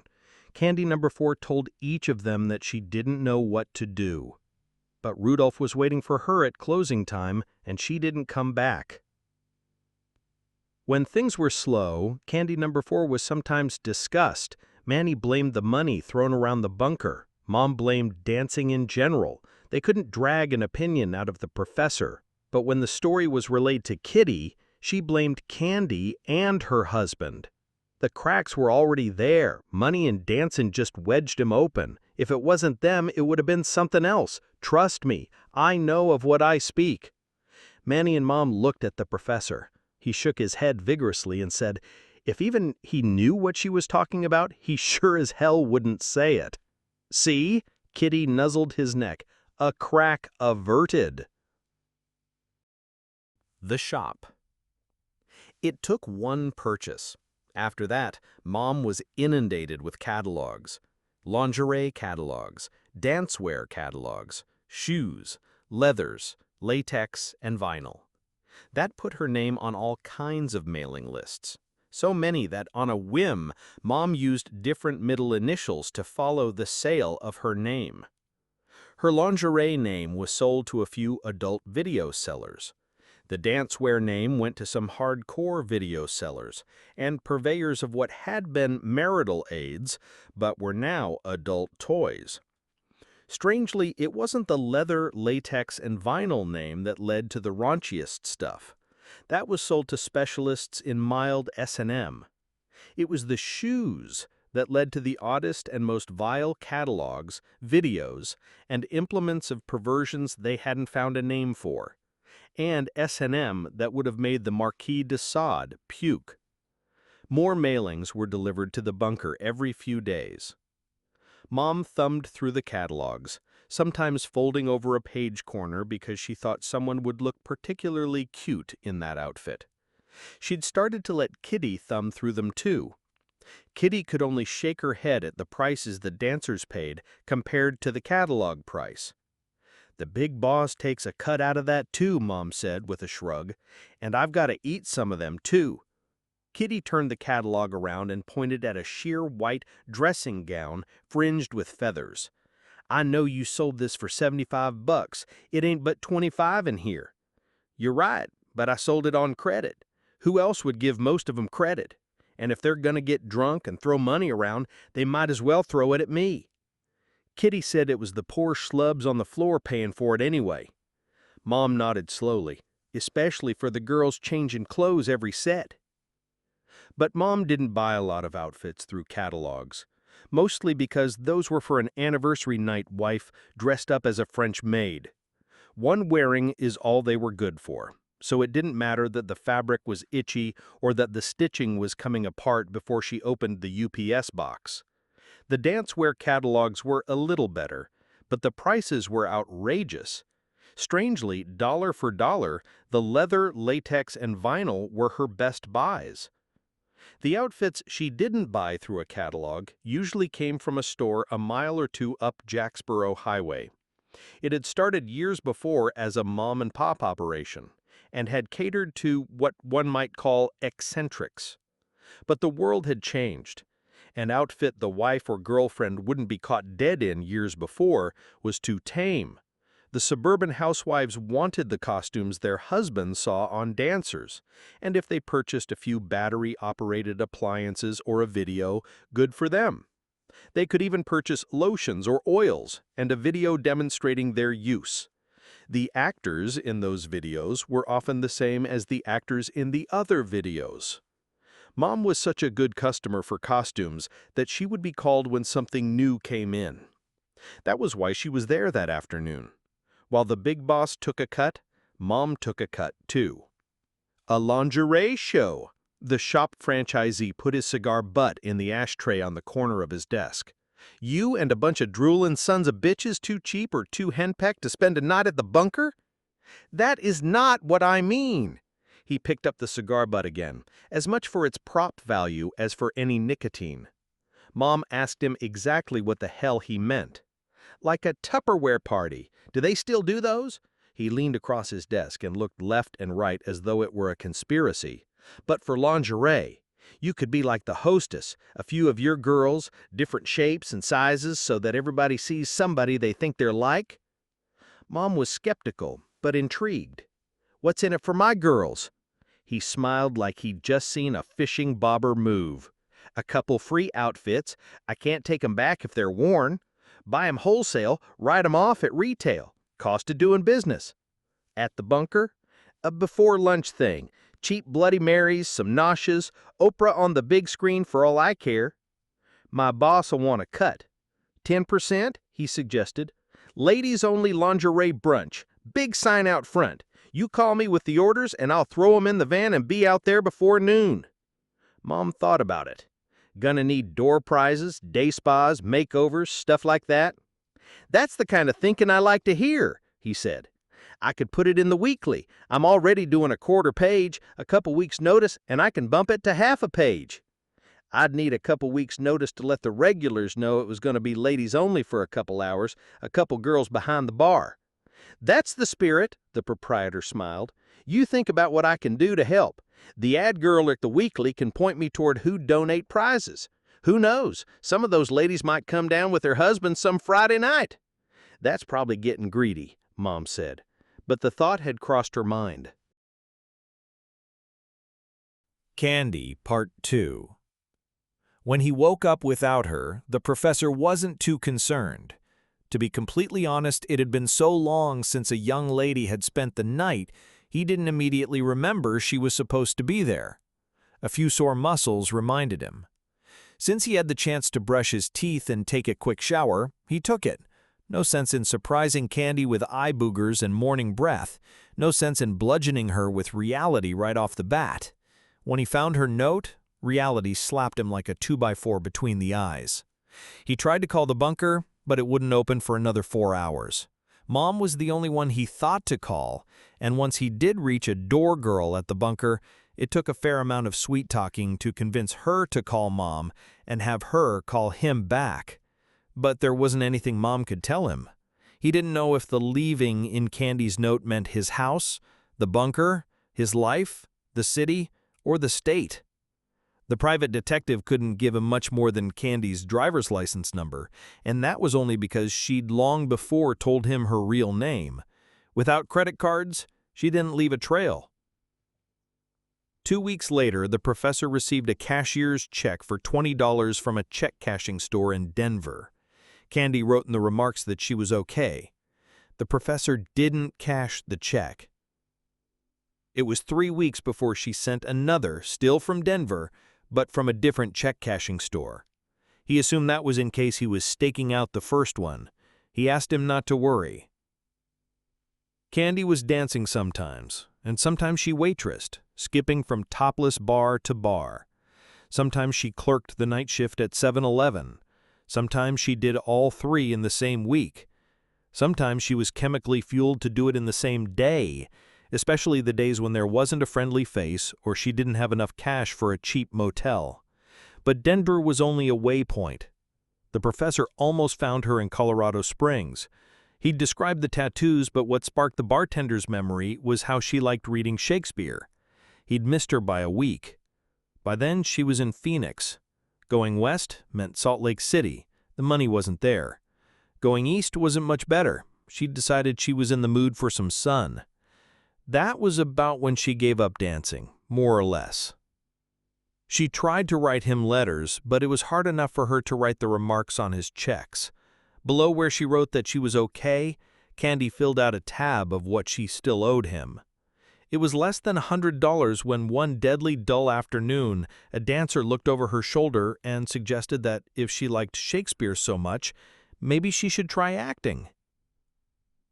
In all her years on this earth, Candy had never heard anyone but the professor actually speak the words. She knew them act, scene, and verse, but none were real until she heard him say the words. Speaking the words herself seemed sinful, like taking communion while not in a state of grace. There was, however, Shakespeare in the park, and Candy swapped days off to see A Midsummer Night's Dream. At first, she stood at the edge of a sea of blankets and lawn chairs, far from the stage. It was hot in Phoenix midsummer, but the sky was crystalline and full of stars. She already knew the words coming out of the actors' mouths, but they were all brand new. Candy put faces to the characters, and it all started to make sense. It was like the professor and the Henry speech. She'd known from the footnotes that his speech was famous, like to be or not to be. She'd known the words, but they hadn't been real until the professor gave them voice. It was the same that night, but for a whole play. She crept a few steps closer to the stage, closer and closer as the scenery changed and the acts came and went, close enough finally that she could see wrinkles in Bottom's papier-mâché asshead. She knew Midsummer wasn't the best Shakespeare, but at that moment it was the most magnificent play ever. It carried over so much that she started seeing the characters in the people she worked with. Oberon and Tatiana, Hermes, a whole room full of Bottoms and herself as Puck. The next week was Romeo and Juliet. She knew the young lovers died, but she forgot she knew right up until the true death of Juliet laid across the self-poisoned Romeo. There was a screening of Olivier's Hamlet at the U of A, and she went to that. Ambitious Macbeth, jealous Othello, senile Lear, mad Richard. If the bard was played, Candy could be found in attendance. Every element of her life was somewhere in Shakespeare. Then she realized it was every element in every life, and she understood why the professor loved his words. She sent the professor a final check, with interest. At the bottom she wrote that she didn't know when or if she'd come home. She didn't know that he'd found her. Didn't know he wanted to fly out and rescue her. He didn't because he knew from life and literature, the bard included, that rescue of that sort always failed. He didn't know how it depressed him because there was nothing he could do, yet right then he couldn't let go, just in case. Phoenix became Santa Fe and another summer of free Shakespeare. She was right against the stage for every performance. When one of the stagehands finally asked her if she wanted to help out, she was wary. She knew it was a pass. A dancer hardly ever loses those instincts. But it wasn't a pass at a dancer. It was like a pass at any other girl. Phoenix had tanned her skin, and the jet black had grown out to the brunette she'd been born with. A few of the extraneous holes in her head had closed up, her lipstick was not Satanist black, nor was her every article of clothing. In jeans, sneakers, and a t-shirt, she helped out, because it was Shakespeare. She might be standing off stage, ready to move sets or ready to help with a costume change, but Candy would almost always whisper the actor's lines. It turned out she was best in the catwalks. Candy was a natural with lighting, good enough to get paid for it. All those years in titty bars hadn't been a complete waste. She and two of the actresses became roommates. It was during the moving in that she found out about the professor. A 2-full box of paperbacks, that fateful 2-full box of paperbacks. She was carrying it up the stairs when the strapping tape unstuck. The bottom fell open, then the books fell out. Candy blocked the hole with her knee, and only about a dozen books dropped. With no small awkwardness, she humped the box up to the landing. As calamities went, it was one of the least associated with the move. The actress that played Juliet's nurse took the box into the apartment. The actress who'd played Ophelia, badly, picked up the books on the steps. A few had fallen under the staircase. Candy went to retrieve those. The first was a Danielle Steele. The second had Fabio on the cover. Candy might never have known, but she read the cover of the last one and recognized the professor's name. It was a common enough name that she thought it only a curious coincidence, but his picture was on the inside of the back cover. He was much younger, with a widow's peak instead of fully bald. He wore a Van Dyke, and she thought he looked slightly sinister. She turned back to the cover, then to the picture, then back to the cover, then the picture again. It was the professor at 25 or so, at least a dozen years younger than she'd ever known him. She read the quotes from the critics and was impressed. She sat under the staircase and started reading. At first, she heard his voice reading the words. It had a comforting familiarity. After a few pages, his words were her own thoughts. She finished the first 2 chapters before she heard her name called. It wasn't the first time they'd called for her, just the first time she heard. Candy turned red before she jumped up and jogged up the stairs. She asked if she could borrow the professor's book. "Sure," the nurse said, "but let's finish moving all this crap first." Candy nodded and put the book on top of her pile of possessions. There was more than would fit in a shoulder bag, but not yet enough to fill the trunk and back seat of a primer and midnight blue Monte Carlo that smoked a little and backfired on occasion. It didn't take that much longer to move in. The stagehand that first made a pass at Candy helped out. He was more interested in Ophelia now. Ophelia and the nurse were sleeping together, but he had it on good information that the nurse wasn't as monogamous as Ophelia would like. When the time came, he intended to comfort her, and he hadn't dismissed the possibility of he and the nurse comforting Ophelia. Candy hadn't led an entirely monastic life, but she wasn't part of that particular soap opera. After the moving was done, but before any boxes were unpacked, pizza was delivered and some weed was smoked. Rough on the throat, but very potent. After a slice, a beer, and a few tokes, Candy retired to a corner while the other 3 discussed and dissected Sales versus Shepard. She sat on her sleeping bag and wedged her pillow between her back and the wall. She started reading again, from the beginning. She had to concentrate at first because the others were discussing where they should spend the rest of the evening. Soon enough, she heard the professor's voice in the words. She made it a quarter of the way through before the nurse tried to drag her to a club. Candy declined. "I didn't really like it," the nurse pointed at the book. It surprised Candy when she confessed to knowing the author. She further confounded herself by explaining those circumstances. The nurse found it hard to picture Candy dancing, let alone topless. Candy didn't mention Shakespeare night explicitly, but she implied that they'd done a bit more than shake hands. "You knew him all that time and he never said anything about his book?" Candy shrugged. I'm gonna have to borrow it when you're done. I never got but about halfway through. Too depressing. You're sure you don't want to come with? Candy shook her head and went back to reading. She finished before the nurse and Ophelia returned, without the stagehand. She stayed up all night thinking about the book, and she spent most of the next day writing a letter. Kitty's idea. The professor sat in his corner of the couch, his glasses on the end table, a gray binder in his lap, a red ballpoint pen in his right hand, and his dog on the center cushion of the couch, her hind quarters pressed against the professor's thigh. His legs were crossed Indian style, the gray binder laid comfortably on his left thigh and the arm of the couch. There was a CD playing, rather softly, or so Kitty thought. It was a woman singing, a bit mournfully. It must have been folk, because the professor swore up and down he didn't listen to country. "Been up long?" she asked. He looked up from the manuscript. "Since 6 or 7. But you were up really late." He shrugged. Kitty picked up the cordless phone and dialed her mother's house. "Heh, is she up?" The dog sighed and moved to the far corner of the couch before Kitty told her to. She sat on her haunches, waiting for the woman to sit beside the professor.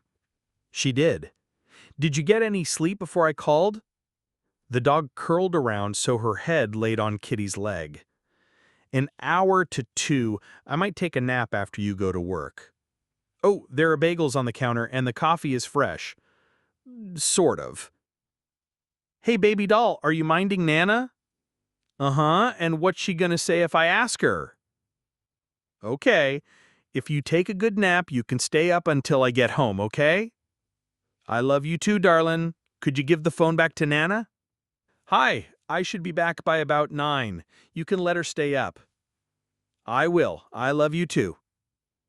She clicked the phone off and laid it on the counter. "My mom says hello." Kitty laid her head on his shoulder and wrapped her arm through his. "What are you working on?" "Sarajevo." He kissed her good morning. "That's the one with the retarded guy and the hooker, right?" He nodded. "When are you going to let me read it?" "When it's finished."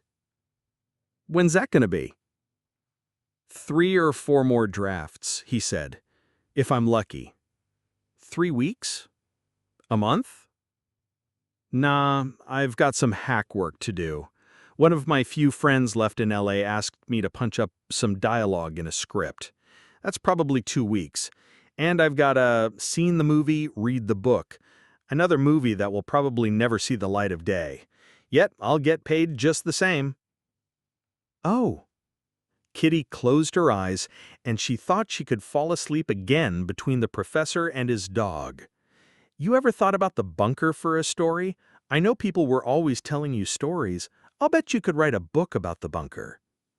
"Why? Did something happen that I should write about?" She asked if he meant their night. He said not no, but hell no. "You don't think you could write a book about it?" "I need a story to tell." "Something about Manny. I'll bet you could write a book about Manny." He thought for a minute. "Not a whole book. Even as well as I know her, she'd end up a caricature, and she'd be pissed if I put her in a book." "I'd be flattered." "No, you wouldn't. You might have noticed that bad things tend to happen in my stories. That's why I don't use real people, usually. Besides, little things from the bunker end up in my books whether I mean them to or not. A certain person's smile, the way somebody else laughs. But who I pictured in my head isn't who you pictured reading it."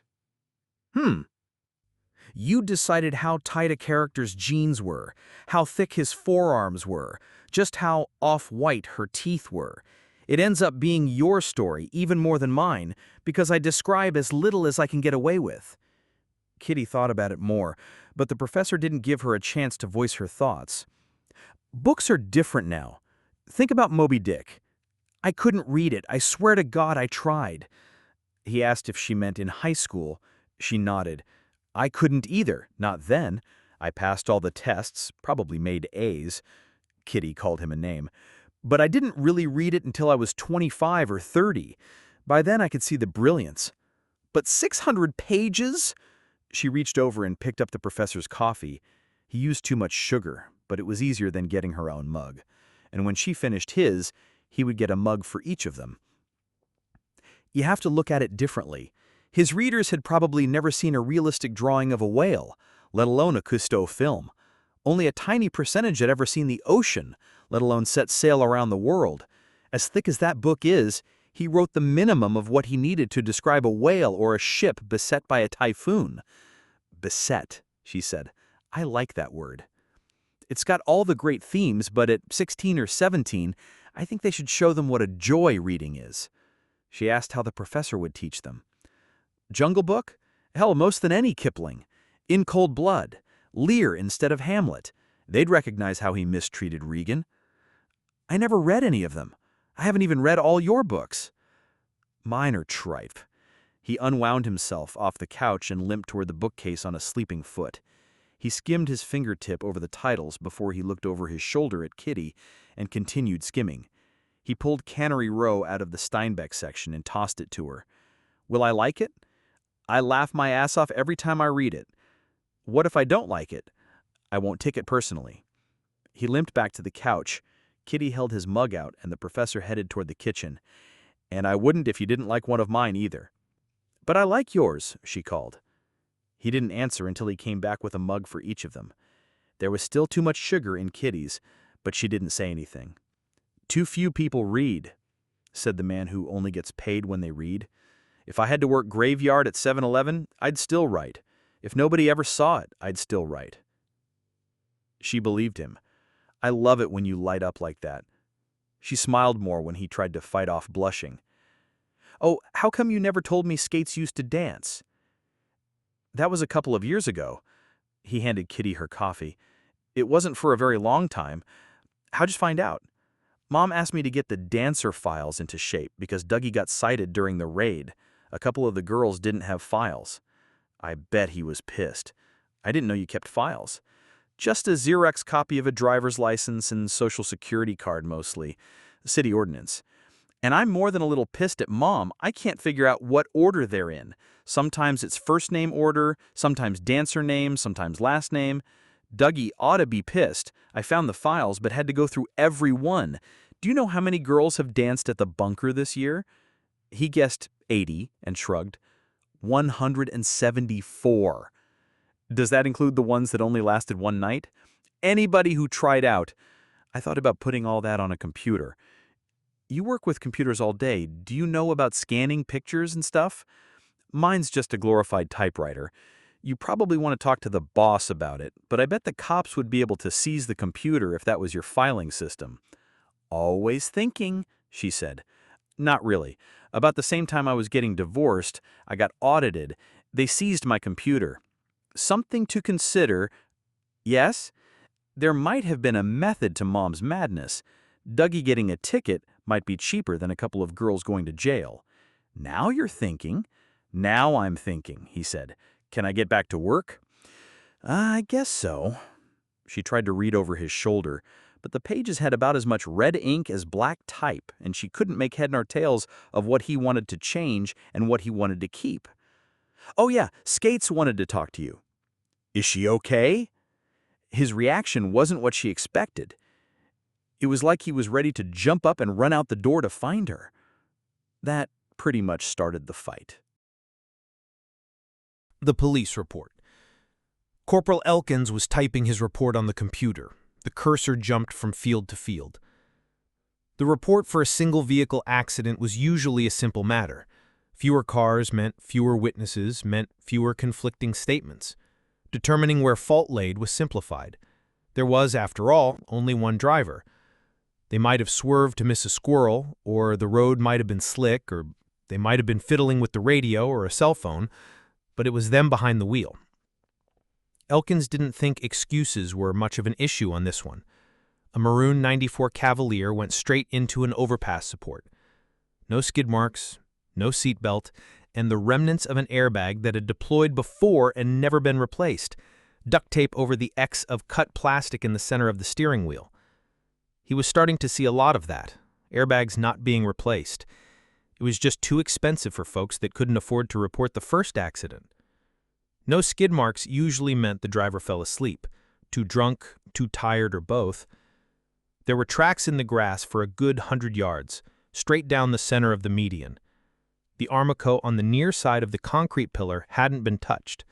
That meant the Chevy had been caught in the ditch. Or it wasn't entirely an accident. The facts would go on the report, and the opinion he'd keep to himself. He hadn't decided which were which. Elkins knew the victim worked at the bunker and knew from the clothing described by the fireman that she was a waitress, or at least had been that night. She still might have been drunk. Waitresses usually weren't as bad as dancers about that. Not most of them, anyway. 20 years old, according to her driver's license. The picture showed an 18-year-old girl. She'd posed to look confident and assured, but Elkins saw the eyes of a scared little girl, not ready for the great big world. Maybe the 2 years since the picture had changed that. Not that it mattered. Technically, none of that was his concern. The impact had left a V 1.5 feet deep in the front of the car. The windshield had spiderwebbed, cracks rippling from a spot 8 inches down from the roofline. By the time Elkins saw it, Speedy Dry had soaked up the leaking radiator fluid, brake fluid, oil, and gasoline, but it hadn't absorbed the smell like maple syrup and melting plastic. The roof had been peeled back to extricate the victim. Between the neck brace and backboard, they couldn't maneuver her through the window. Not that there was any point. The engine crew knew it, but the rules didn't give them any discretion. They even called in a medevac chopper, because the rules said they had to. She was breathing on her own, sort of. Air just sort of filled her sinuses, a shattered jaw and nose not giving it any place to go. Her face inflated and deflated. The engine crew took near delight in describing it to Elkins. He put it in his report. They'd put it in their reports. Everybody would put it in their reports with words very nearly Latin and Greek to say what was left of her face inflated and deflated. Her breathing was better after the tracheotomy. Some blood came out of her lungs, but nothing like before. Without the rules, none of them would have gone to the trouble. If it wasn't suicide, she was damned unlucky. If it was suicide, Elkins decided she was just as unlucky. Another 10 or 15 miles an hour or a few extra minutes before the fire department got the 911 call, an ambulance instead of the chopper, and she'd have finished the job. That pissed Elkins off. Just eat a bullet, that was the way of the badge. Now somebody else would have to finish it. Her mother, father, or sister would pull the plug. Maybe she'd code and the doctors and nurses would walk instead of run, or her body might figure out on its own that there was nobody at the wheel. Elkins would leave his report open for a day. A witness might come forward. He might change the status to pending if she lasted more than 48 hours. Pending meant it couldn't be closed, but he would already be working on something else. It would be closed by the end of the week. She'd never last beyond that. No, he corrected himself. Nobody would let her last beyond that. It would be up to the coroner to determine a cause of death. Elkins had seen old reports like this one listed as death by misadventure. Suicide, accident, it didn't matter. The remains of the Chevy had been flatbedded away from the concrete pillar. The back half of the car would probably be welded to the front of another totaled Cavalier, and the result sold at a We Tote Them Note lot on 337. Monty. He coughed for 2 solid minutes. Not polite coughs either.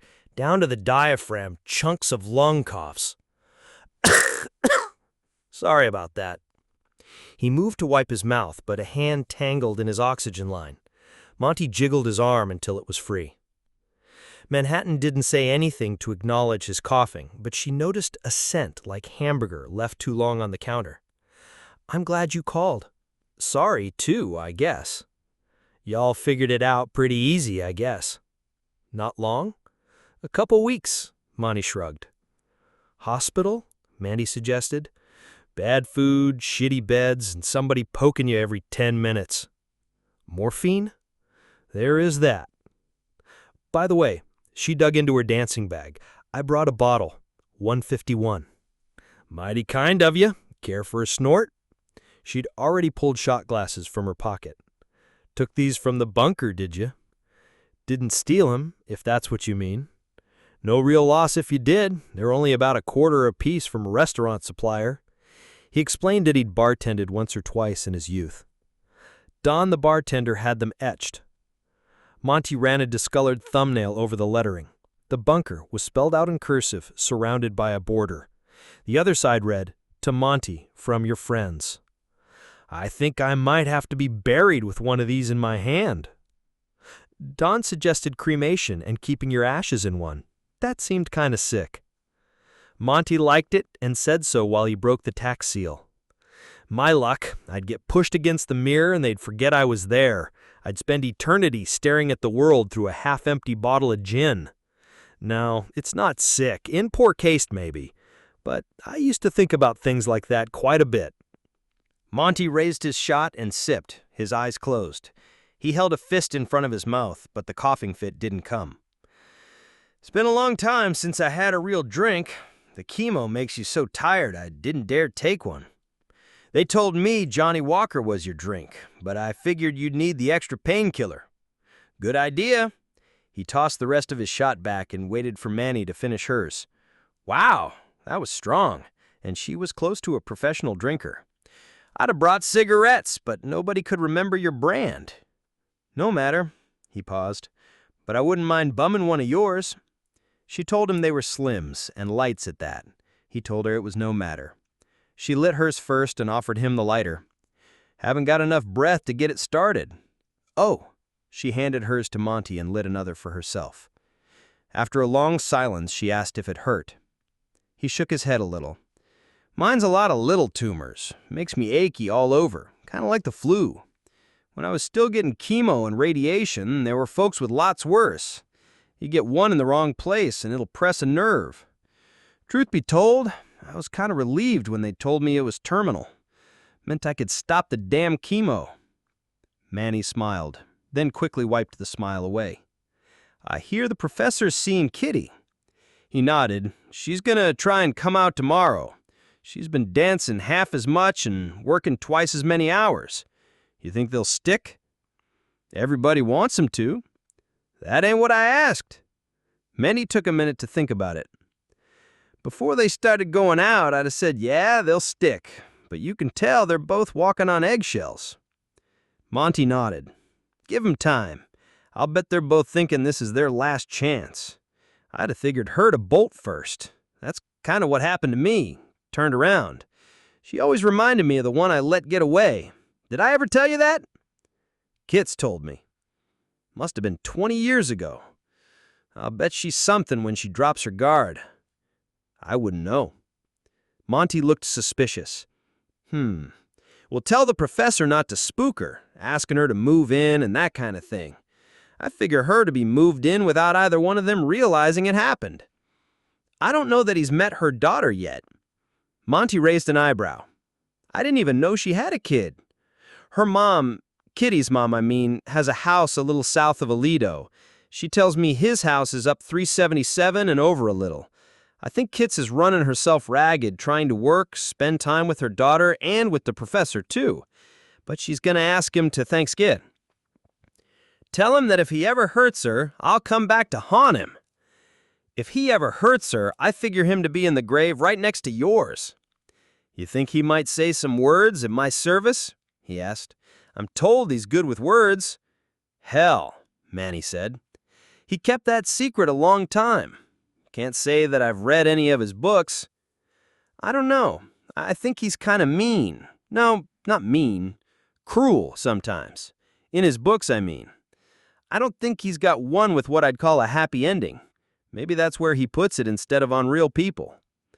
I don't know about that. Monty made a fist and started to bring it toward his mouth. Again, he avoided coughing. He can have a pretty sharp tongue. But not with us, Manny said. Depends on who you call us, he said. He's got his favorites he won't say shit about. Then there's some he can be pretty hard on. I can't remember anything he said that the rest of us weren't thinking. Of course, I guess I've always been one of us. You have.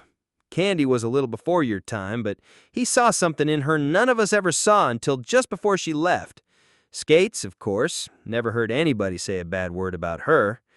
I've seen that he doesn't much bother with anybody until they've been at the bunker for a couple months. Even Kitty. I don't either, and didn't. I'm not going to be best friends with anybody until I guess they're going to be around for a little bit. I'm saying he doesn't waste the energy on anybody until he thinks he's got him figured out. I don't think he ever would have gone after Kitty except that y'all pretty much locked him in a room and wouldn't let him out. And I bet you'd told him once or twice that he ought to ask her out. Her too. I told her the same thing, and I'm pretty far to ashen about girls asking guys out. I don't think he saw how much armor she dropped when she was around him.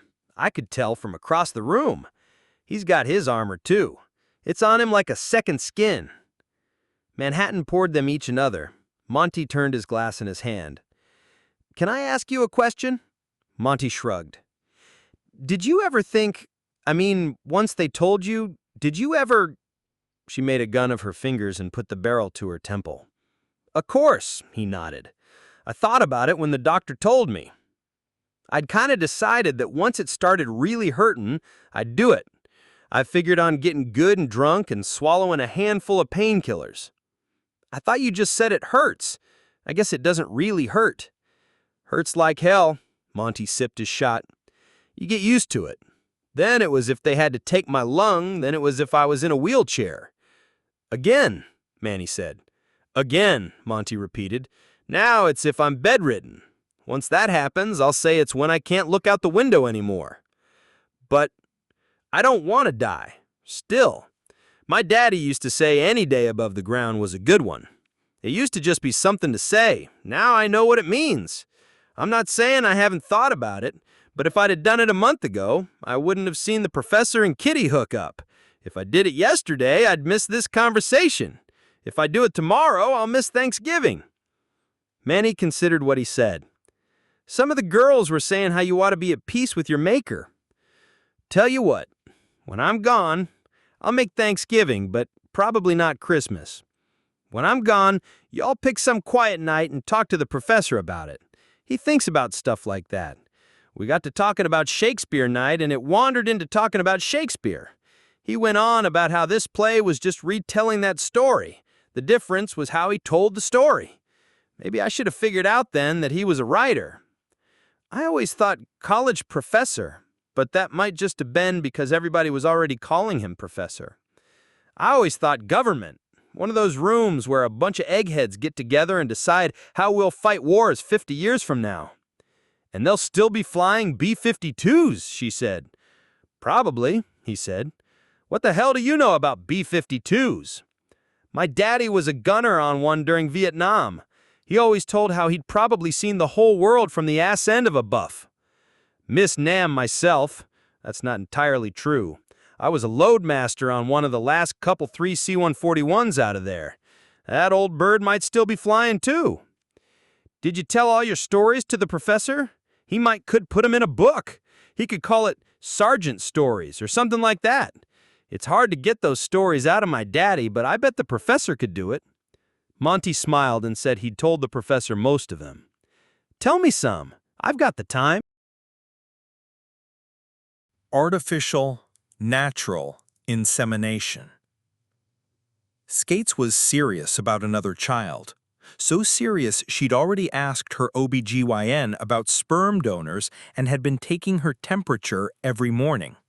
So serious she'd asked Tabby what all she went through to get pregnant. Tabby told her a lot of the trouble was so that she and the egg donor would cycle together. It was like constant PMS for 2 months, and Tabby didn't like shots. Then she told Skates about the cost. Even without the shots, it was expensive. She wasn't expecting it to be like a flu shot, but she could buy a car for that money. Skates got a little depressed, not that most people could tell. She'd been working up the nerve to ask the professor what he thought. In her head, she'd even practiced the conversation. He'd listen and nod, and he'd sometimes ask her questions. Skates tried very hard to think of all his questions, and she tried to think of all her answers. She figured that little by little the mischief would leave his eyes. It wouldn't be just one conversation. not even just one night. That conversation when he told her how beautiful she'd be pregnant wasn't as spontaneous as he thought. It wasn't as planned as she'd wanted it to be either, but it was a start. And she thought it was a good start. It might take a month or two, but he had to be sure of how bad she wanted another child. At exactly the right time, she'd ask. Skates knew she would tell him the truth. It didn't make any sense not to. She was sure he always knew when he was being lied to, which at the bunker was fairly often.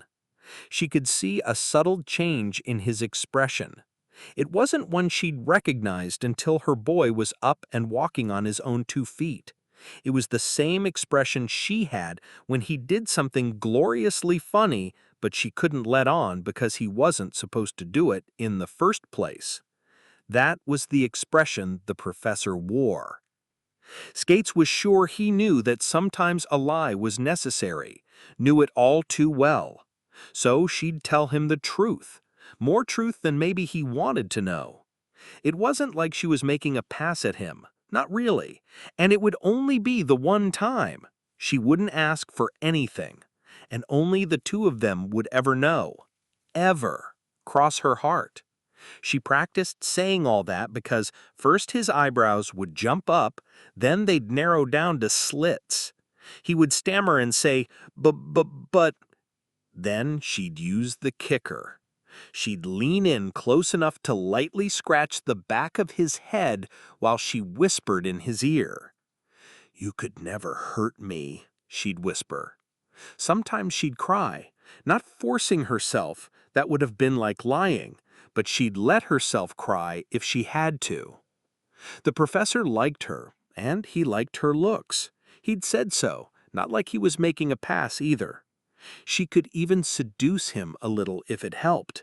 Skates had guessed her chances at about even. If she really tried, they might be better than even. Now he would never do it, not if he was seeing Kitty. She couldn't just come out and tell Kitty. Even at the bunker, that would have been weird. Skates had truly despaired. For a little while she plotted to separate the professor and Kitty, but that wasn't fair. Then she kind of pondered making a pass at them both.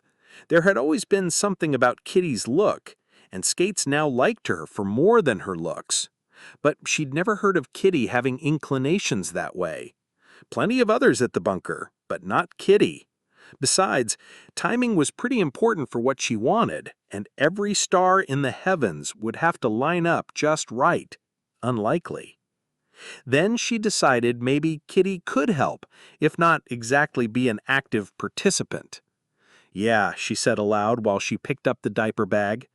"There's gotta be a way to get Kitty in on my side." "It'll be a lot harder," she told her child, a white-haired little boy with brown eyes and a nose that seemed to have been running since the end of summer. She smiled at him, and he smiled back before she wiped his nose. He didn't like that. Skates held up a small stuffed Ernie that played Rockabye Baby. The child stopped crabbing and made a grab for it. Skates dodged his hands and rubbed Ernie on his belly. His lullaby started. Skates let him touch the doll once he started laughing. "I wouldn't be fooling anybody," she brushed her bangs from her eyes. "Yeah, I guess I need to talk to Kitty." The hospital. Carly hadn't been sorry when Barb left the bunker. They'd had a fight, a big fight, a fight Mom hadn't been able to defuse, and a fight that had been a while brewing. It had been over a guy, sort of. Carly remembered it starting over a guy. She'd been in the fight, and she wasn't real clear on the details. She couldn't even remember the guy having drunk a little too much. As nearly as she could figure, Barb was inclined toward bringing a guy back to their apartment.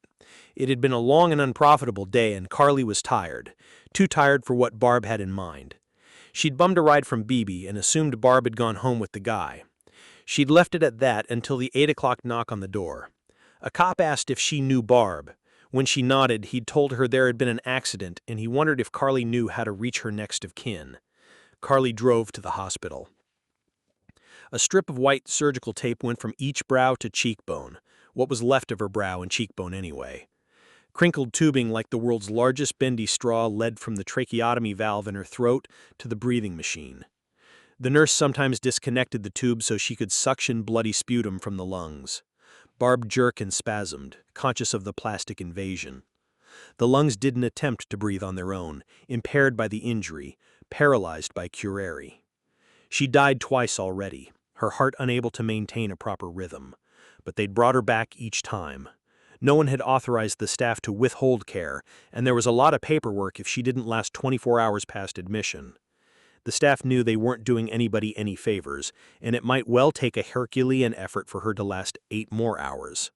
A ruptured spleen had already been removed, a bleeding liver was cauterized, and the uninjured portion of a bruised heart would soon be worked beyond capacity, more of it dying with each passing minute. A heart attack in slow motion. Plasma and saline dripped into her arm, slightly offsetting a dropping blood pressure.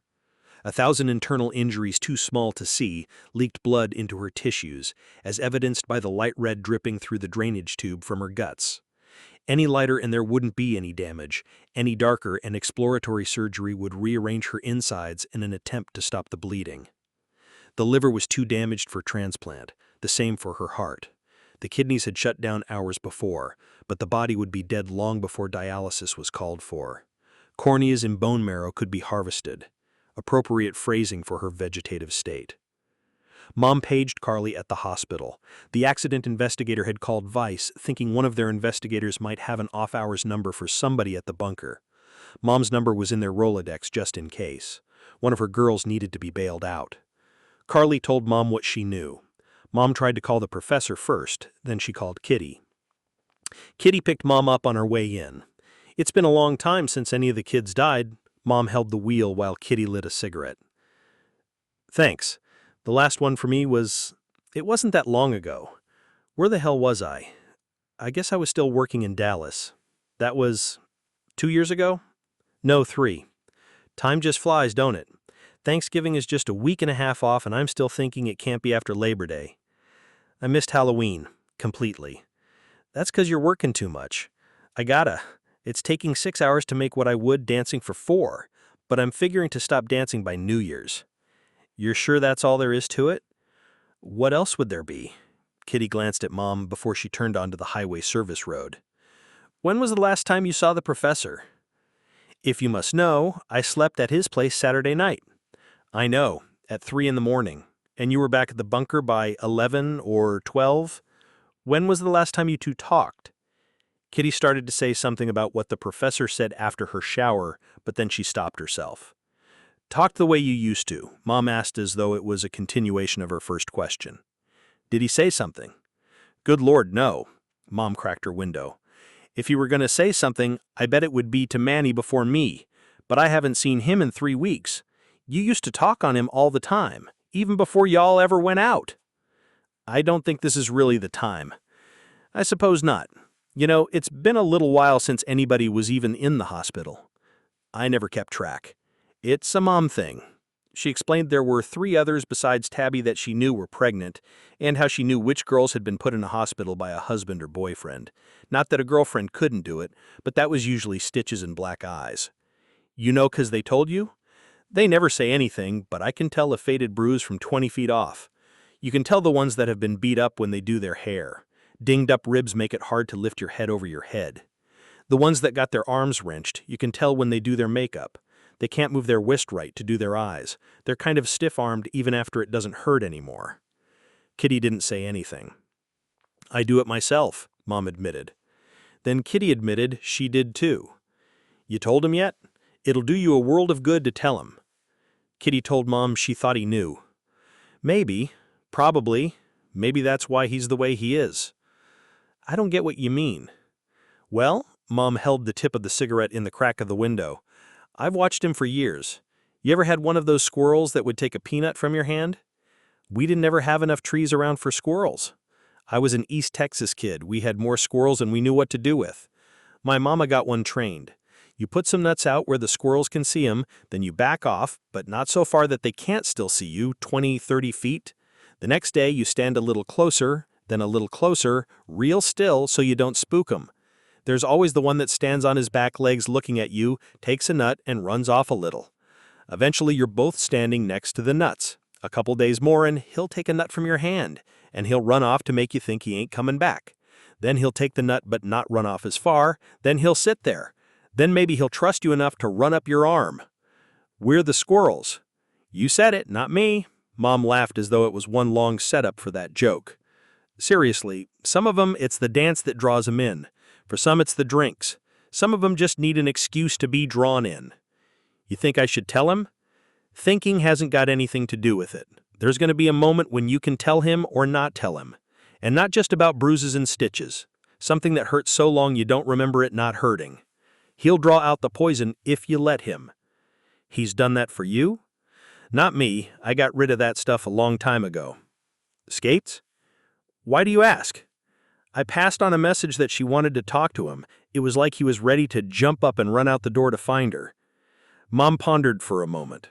I know a lot and it's bad, but one of them would have to tell you. It's not something you have to worry about. I know he's got a real soft spot for her. Jealous? Not really. You had to look like maybe you were. We kinda got in the scrap. You and Skates? Me and the professor. First one? Kitty nodded. Did you make up? Mostly. Did he apologize? He didn't have anything to apologize for. I was wrong. I'll bet he apologized anyway. Kitty shrugged. That's our professor, Mom smiled. I'll bet he's got flowers next time you see him. The funeral. Half of the male mourners weren't wearing ties. They were probably too young to have ever needed a tie. Half of that half weren't wearing dress shirts. For all the Gothic youth, there was hardly any black cloth among them. Kitty's suit was navy blue. The skirt was a little too short for a funeral, but she was wearing hose, and the weather was warm for November. The professor wore a black pinstriped suit. He'd taken it out of the dry cleaner's bag that morning, and he couldn't remember when he'd last picked up dry cleaning. Both covered their eyes with sunglasses, hers with the shooter's earpieces, his the Wayfarer's that had been in style when he'd bought them. There were a few others from the bunker, but not too many, scattered around the grave. They acknowledged each other with subtle nods. From under the canopy, Barb's family didn't acknowledge them, the line between the bunker and real life as tangible in death as in life. And she'd been a waitress, not even a dancer pretending to be a waitress, a real bring your drink, put a napkin under your glass waitress. The professor only knew her to say hello, but she'd only been at the bunker about a month. Kitty knew her a little better just by having been there more hours. Barb had followed Carly, at least that was the story the professor heard from Kitty. Rewinding a mental tape, he saw signs now that he was looking for them. Glances from across the room, the waitress hovering when a drink was to be ordered, a tip on the stage or a coordinated trip to the ladies' room. The professor didn't really know Carly that much better. In stocking feet, she edged the 6-foot range. Not that he had anything against Amazons, but the marks that liked that kind of thing tended toward obsession.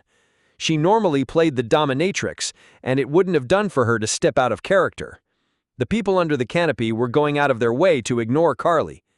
Sitting at the graveside, her armor was the same, even if the black she wore wasn't latex and thigh-high stilettos. Her auburn hair was piled into a French braid, but the eyes behind her Oakleys were red and bloodshot. Toxicology reports hadn't come back, but rumor had it that Barb's blood alcohol was well past the legal limit. Underneath the voice of the preacher, sobs were choked back. It was known at the bunker that there had been a fight. Nothing new about that. Differences of opinion in the presence of alcohol tended to become fights. Most of the fights were forgotten by the next day, the shots having cleared their systems. Kitty edged through the 20 to 25-year-olds and put her hand on the lonely dancer's shoulder.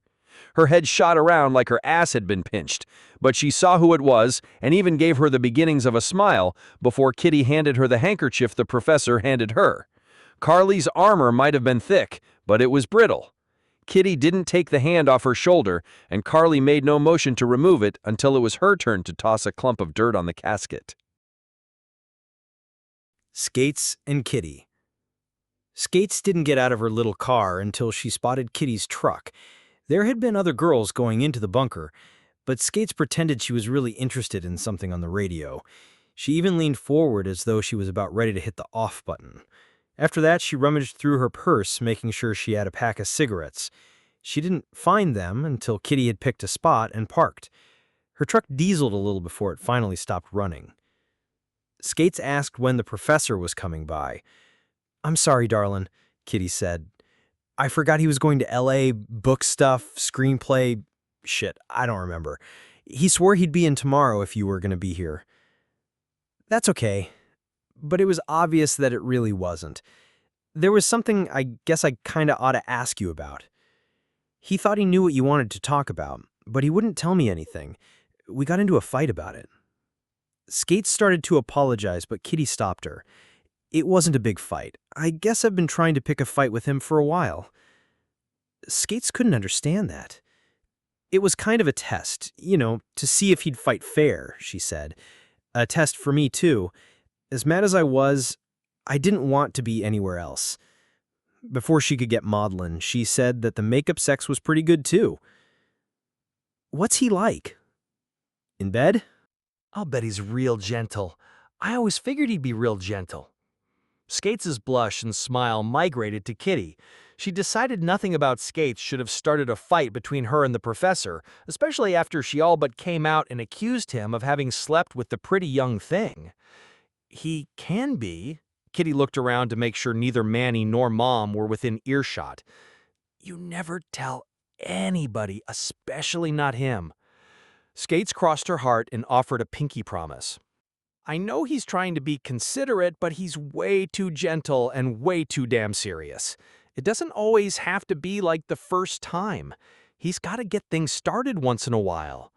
Do you think he slept with anybody since all that candy stuff?" Skates thought about it.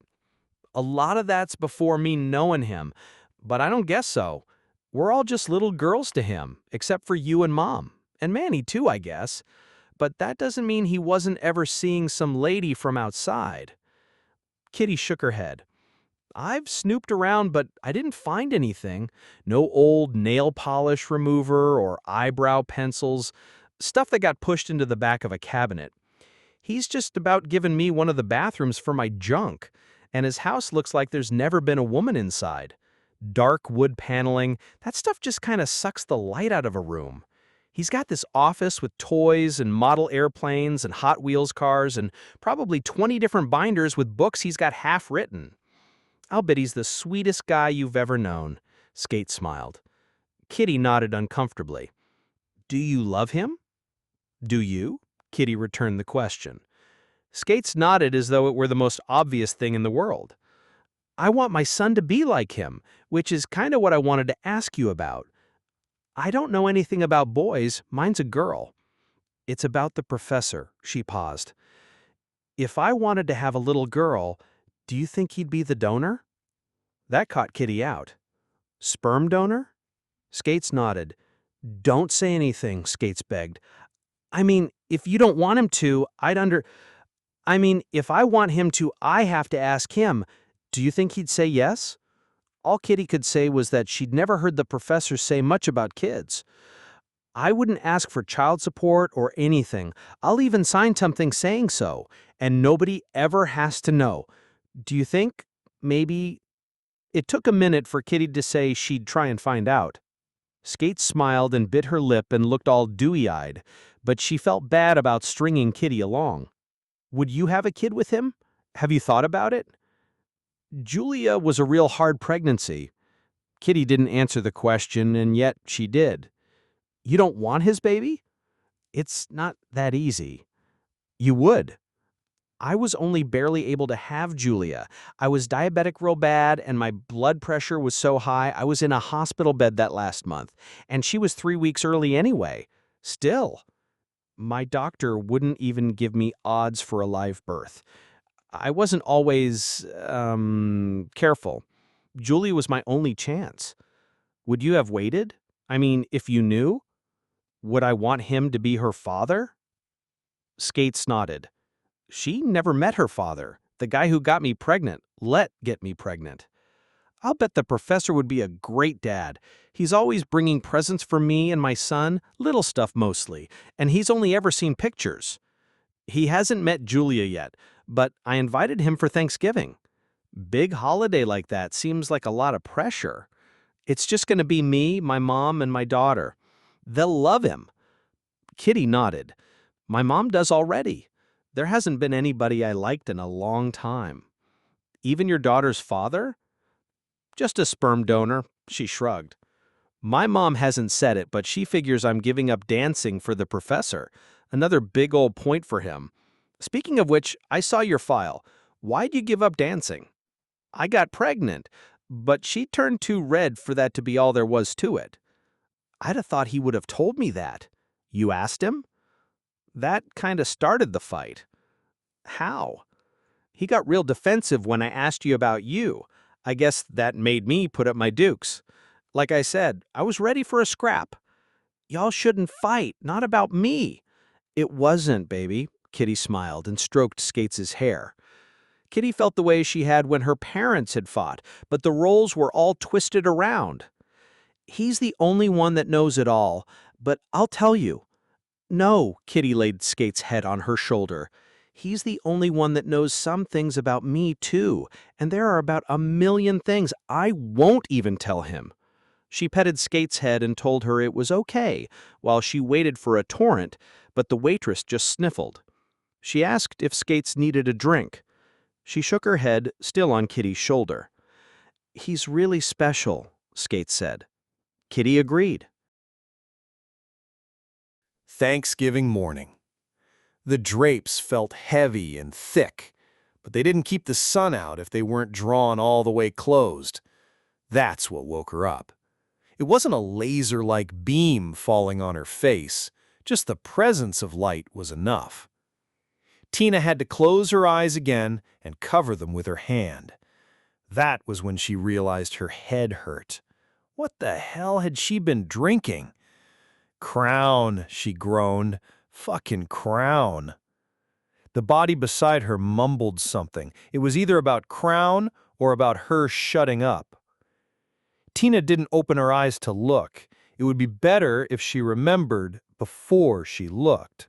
She started very nearly from scratch.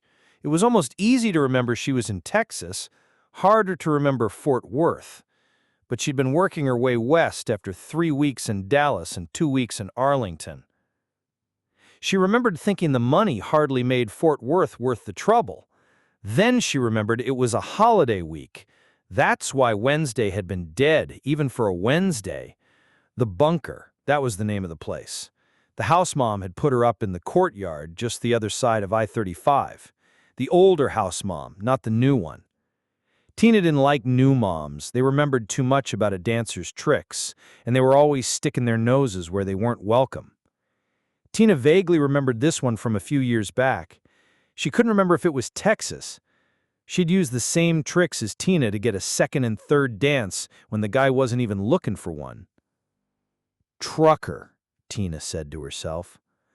The guy beside her was a trucker, thick mustache and a 3 days' growth of beard, the dot pupils of a speed high and the slurred speech of a Scotch drunk. All that must have been gathered before midnight. Her memories after that were a little vague, including anything after closing time. Now she could open her eyes into narrow squints. She couldn't see much of the trucker from the covers and bedspread, just the back of a graying hair redhead with a bald spot not quite large enough to require a comb-over. 40-ish, she thought. Not really her type as she understood it, even drunk. To the bathroom she stumbled, with one hand first on the edge of the mattress, then on the edge of the dresser. She turned on the light, then flipped it off, too bright. Instead, she turned the timer dial on the heat lamp and waited for the soft copper-yellow light to build. Even with those precautions, up came her gorge, too familiar to be painful or burning. She washed out her mouth and tossed back a handful of comfort-coated Excedrin, drowning them with a swig from a pint of vodka. Not just for breakfast anymore, she thought herself witty and ironic, as she did just about every morning. Tina twisted the dial on the heat lamp and started hot water running into the tub. A little Mr. Bubbles and she was set, again turning the dial on the heat lamp. A rolled towel under her neck for a pillow and a hand towel on her forehead brought a bit more of the evening into focus. The trucker was headed west, Albuquerque, she thought. She wouldn't be going if he was headed for El Paso. Between the Spics and the Army, there were too many grabby hands in El Paso. He'd bitched about sleeping in his truck. Not that Tina was particularly fooled, nor particularly particular. Thanksgiving. The professor was greeted at the front door by a small child, then a moment later by Kitty standing over the little girl. "This is Julia," Kitty smiled and pet her hair. "Hello," the professor said from the other side of the screen door. "This is Bugs." The professor knelt down and pet the dog. "Doggy," Julia squealed. "I thought you weren't bringing her." Kitty seemed a tiny bit put out.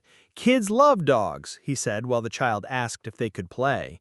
Her mother told Julia she needed to put on a jacket and some shoes. "That's cheating," Kitty told the professor. "A little," he smiled when Julia burst onto the porch and asked the professor to put on her shoes. His dog licked her face while she sat on the deck. She giggled and rolled away as much as she could with the professor holding her feet. Kitty zipped the thick jacket before the dog and the child jumped off the porch. She winced when Julia tried to pet the dog with the hand coming down like a slap. The dog's haunches dropped and she circled away. "Are you sure she's not going to get bit?" "They'll be fine." He finally kissed Kitty. "Are they going to run into the road?" "She won't get that far from me," he said while Julia tried to throw a stick for Bugs to catch. It landed behind her. The adults both laughed. "You want coffee? A drink?" "Coffee's fine." "Keep an eye on her." Kitty went back inside and returned with a mug. She tried to shoo a barn cat away from the professor. It was walking along the patio rail, rubbing its head along his arms. It hissed at her. "Julia's the only one that cat likes. And you, I guess. It's a kitty thing." The dog had knocked Julia over by accident, and Julia was trying to get the dog to do it again. The dog saw the cat saw the dog, and both ran. The dog followed the cat, walking along the gutters. Julia told them both to be nice, and she called the cat down, assuring that the dog would be good. Both adults were astonished when the cat and dog both did as they were told, without nearly as much hissing and growling as they supposed. It didn't take long for the cat to decide it had had enough. It ran up Julia and jumped from her shoulder into a crepe myrtle, the dog barking behind it. It didn't take long for the dog to tire of barking. Then the dog marked the territory, and Julia thought that was the most amazing thing. Kitty and the professor both ran out to stop the child no matter what it was she was thinking. The child and dog played nice for a while, both of them running when Kitty threw a tennis ball. The professor was about to offer Kitty his jacket when she decided it was time for all of them to go inside. The professor stomped his feet on the doormat, and Julia tried to imitate him. She ended up jumping, not stomping. Kitty shook her head. "Professor, Jack," she led him into the kitchen. "This is my mom." Then she introduced her mom to the professor. The dog chased Julia around the kitchen table, still trying to grab the tennis ball. The professor picked the little girl up over his head while the dog danced at his feet. "Hi!" He spun Julia half a flip and held the child so her legs dangled. "If y'all are gonna be like that, stay out of my kitchen," Kitty's mom said. The professor set the child down, and Kitty handed him his coffee. "Oh, did I hand you a bottle of wine?" She shook her head. "Remind me before dinner." "Oh, when is dinner?" Kitty opened the oven, poked the turkey, and told him it would be 2 or 2:30. Julia took the professor's hand and led him into the living room. She set him on the couch and asked if he'd like to see a movie. "He seems nice," her mother said under her breath. "He is. The way you've been going on, I thought he'd be better looking." Kitty gave her mother a look. It didn't take long for Kitty to banish the professor from the kitchen.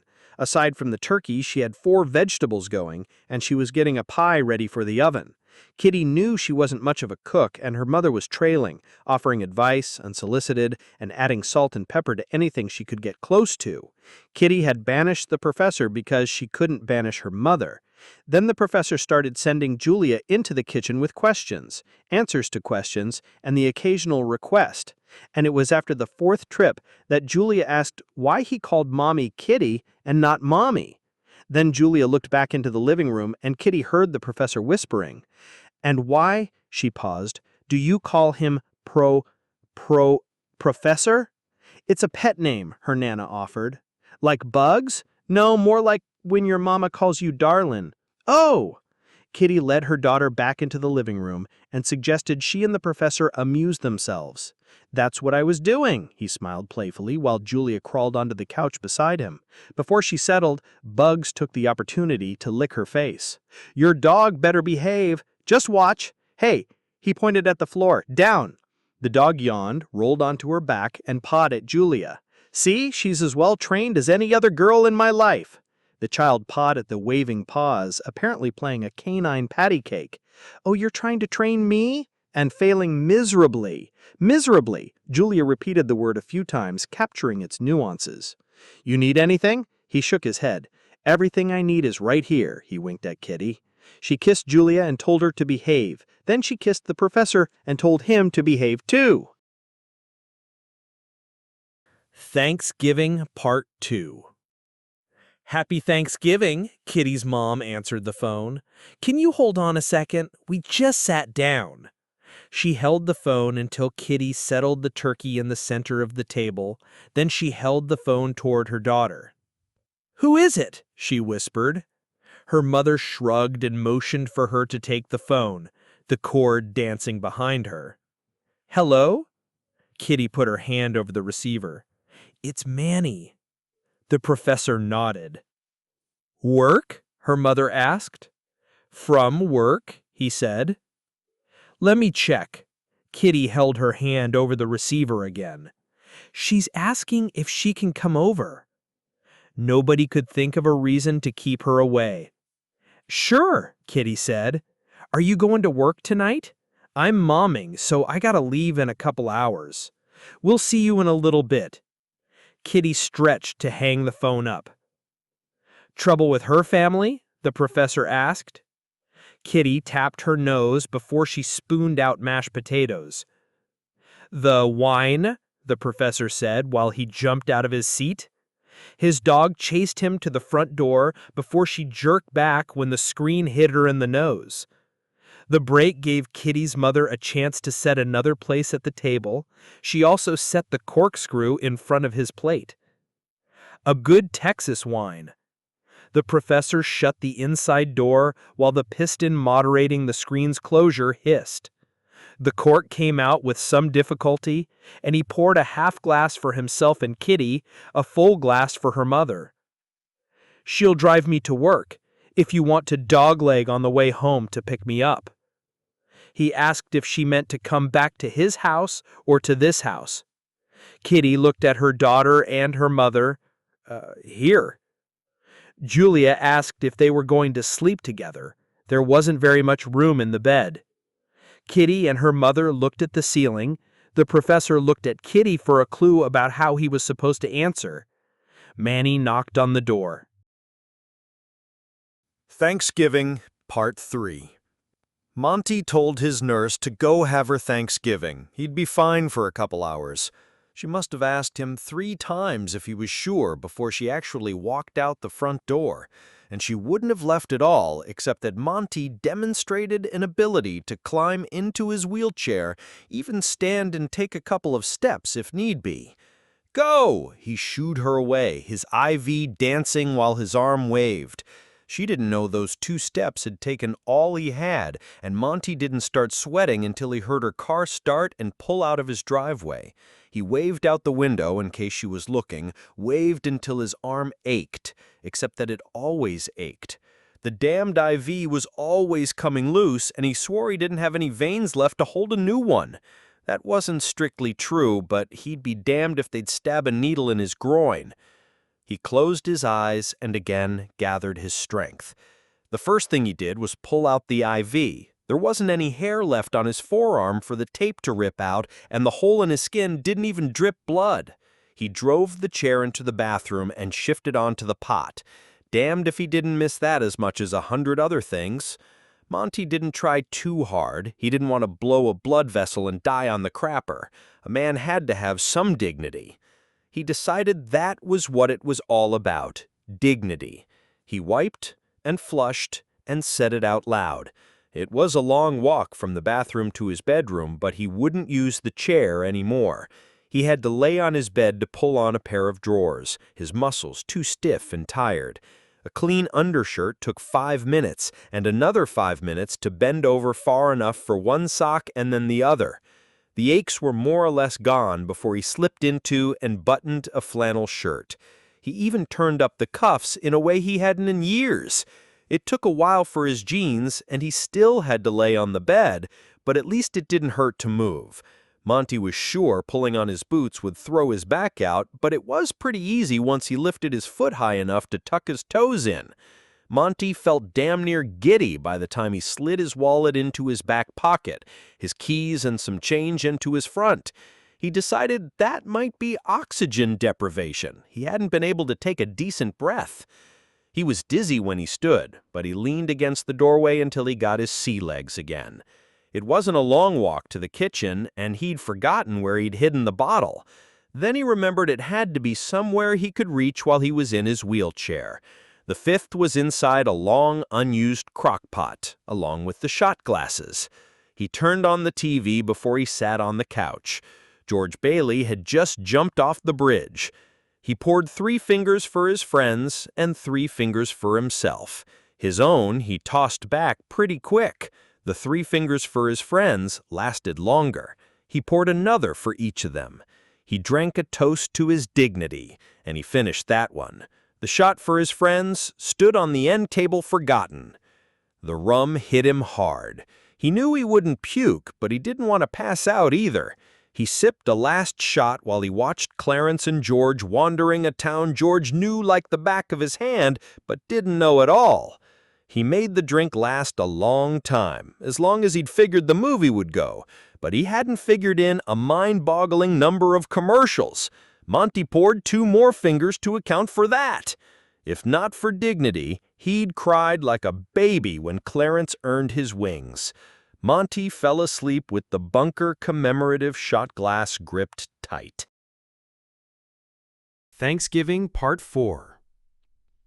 Kitty had to coax her daughter from the spot next to the professor, but Mommy had to go to work. "You don't have to pick me up," she said to him after she kissed a pajama Julia. He shook his head and told her it wasn't a problem. "You're sure?" He nodded while Julia climbed back under the couch and burrowed in between the professor and Bugs. The dog stood, stretched, circled, and settled in again. "He's going to tell me bedtime story." Julia's look bounced between the professor and Kitty. "As long as it's not one of the stories he made up." Manny winked and held the front door open. Kitty was going to say something, but she stopped herself. "I'll see you in a little bit." Kitty's mother followed the dancers. "So what's the verdict?" Manny asked halfway between the porch and her car. "He seems nice," Kitty's mother said, "and Julia seems to like him. That's 'cause he lets her push him around." "Which you never do." Manny unlocked the passenger door. "Besides, you saw it. She likes the dog as much as him." "A child needs a man around," Kitty's mother said. "It's not like that." Kitty remembered her conversation with Monty, but she didn't say anything. She still needed to pass on what Monty said. "I think he's kind of old for you," her mother said. "Not that anybody asked me." "No, nobody did." "Don't let him keep her up past bedtime." Nana finished cleaning the kitchen. The professor had offered to help. She would have none of it. But she did tell him Julia's bedtime was 8 o'clock, maybe 8:30 since she was already bathed and in her PJs. They split what was left of the wine. "You're Mommy's boyfriend." Julia was kicking her feet while they laid on the floor in front of the coloring book.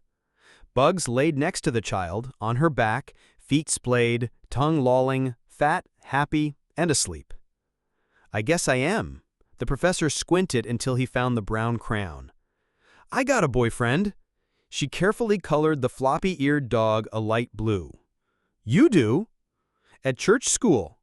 Before he could ask, Julia added that Nana took her to church school on Sunday. "Mommy's too tired to go to church school." And ocean blue was for the dog spots. "Your mom doesn't get home until very late." "Sometimes she takes a nap at your house." "Sometimes." Julia had already told him that Steve's shirt was green and green, but not the same green. He tried to spot a dark and light green. "But not every day." He agreed, not every day.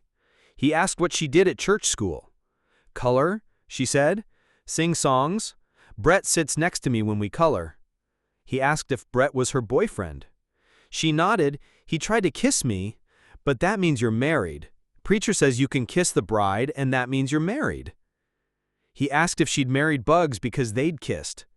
She told him he was silly. You can't marry a puppy. Mommy kissed you. Julia looked up wearing a devilish grin. She kissed you too, he said. Well, I can't marry Mommy. Why not? He asked. Octopus married his mom. Julia looked at the professor as though he were crazy. He did. Liar. It was a very long time ago, the professor scooted around the coloring book until they were both on the same side. Oedipus was tricked into marrying his mom. Who tricked 8088? Oedipus, like octopus, but Oedipus, he explained. It was a very long time ago. Before Jesus? Before Jesus, before Eve, but after Eve. And after Noah, but pretty close to Moses. It happened in Thebes. The professor could see the feet of Kitty's mom. She was still in the kitchen, but listening. Julia already knew about Zeus from Xena, so he didn't have to explain the Greek gods, which he didn't think would sit too well with Kitty's mom anyway. He embellished some things, like the griffin. He even roared before he told her the riddle Oedipus answered. He didn't have Oedipus stab out his own eyes, but he told it more or less accurately while Julia colored. More accurately than the wishbone version. Mostly he tried to make sure she'd forgotten that he and her mom had kissed, but weren't married. The professor must have told the story well enough because Kitty's mom's feet were no longer visible, but she hadn't come in to stop the telling. By then, according to Nana, it was bedtime. The professor carried the child to her bedroom. They had to go back and forth because the professor carried her under his arm like a book, and that wasn't the right way. Then he carried her over his shoulder like a tied-up movie heroine, then like a bride over the threshold. The right way was with one arm under her bottom, her head on his shoulder, and her arms around his neck. He tossed her into bed, then sent her to the bathroom. She came back, and the professor tossed again, the little girl giggling. She wanted Bugs to come up too, but the professor didn't want her mom really mad at him. He told Julia the story of Rikki Tikki Tavi, the bravest mongoose ever, which was kind of like a small ferret, which she recognized because Rebecca brought one to church school. He didn't remember it chapter and verse, but he adopted a British accent and he tried to give each of the animals a different voice. He played his hand like a cobra with a spread hood when it was time for that, swaying slightly while he hissed the words of the snakes. He cheated a little and called Julia his best beloved, as in the Just So stories. Julia fell asleep before he finished explaining how the elephant got its trunk. He finished the story anyway, his voice not much more than a whisper. "She seems to like you," Nana said from the doorway. "She's a good kid." He turned out the light on the nightstand. Bugs wasn't sure whether to follow him or stay with the child. "I meant Kate." "She's a good kid too," he smiled. "I didn't always think so." She sipped the last of her wine and pulled the bedroom door closed. The dog nosed her way out. "I figured to be raising Julia more than she would be." "That does happen." He checked his watch and announced that he ought to be going. Nana led him to the door and told the professor it was good having him. The day after Thanksgiving. It was a dog-legged dogleg for the professor to get Kitty, since he had to drop the dog back at his house. More than a few folks left their dogs in the back of their trucks, but those animals were used to guarding their trucks at a job site. Bugs, on the other hand, went outside only reluctantly, especially when it was cold or rainy or both. The professor considered taking the dog inside the bunker, but the bass hurt his ears and there was no telling how it would hurt the dogs. Bugs slept in the front passenger seat, and the professor occasionally scratched her ears and told her she'd been a good dog, or he told her how she'd played nice with Julia. The dog didn't do much except look at him and shift from a clockwise curl to a counterclockwise, nodding off every few minutes. It wasn't a bad drive. Kitty didn't live but a few miles off the highway, and neither did he. But he was still tired when he parked the truck. Too long a day playing with the child while he tried very hard to be on his best behavior. He ended up falling asleep on the couch, sure that Kitty would call him in plenty of time to pick her up. He never noticed the blinking light on his answering machine. The professor ended up driving Manny home too, and she only directed him down the wrong street once. He figured the news had come pretty late in the evening. She and Kitty both seemed to be more impaired as alcohol worked its way into their blood.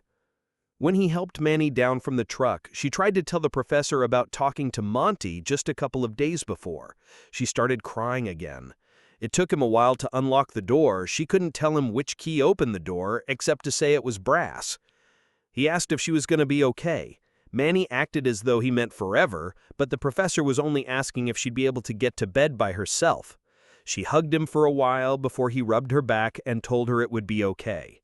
Before leaving, he turned on a light to be sure Manny wouldn't trip over something and crack her skull. Kitty was able, mostly, to point the right direction toward her mom's house from Manny's trailer. He bought 2 jumbo coffees at 7-Eleven before he jumped back on the highway. Kitty told him she didn't want coffee.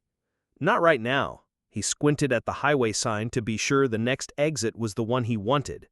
The state highway took them south a little before he turned off onto the Farm to Market Road, a curving stretch that the truck was none too happy with, his Bronco having the steering response of a Mississippi grain barge.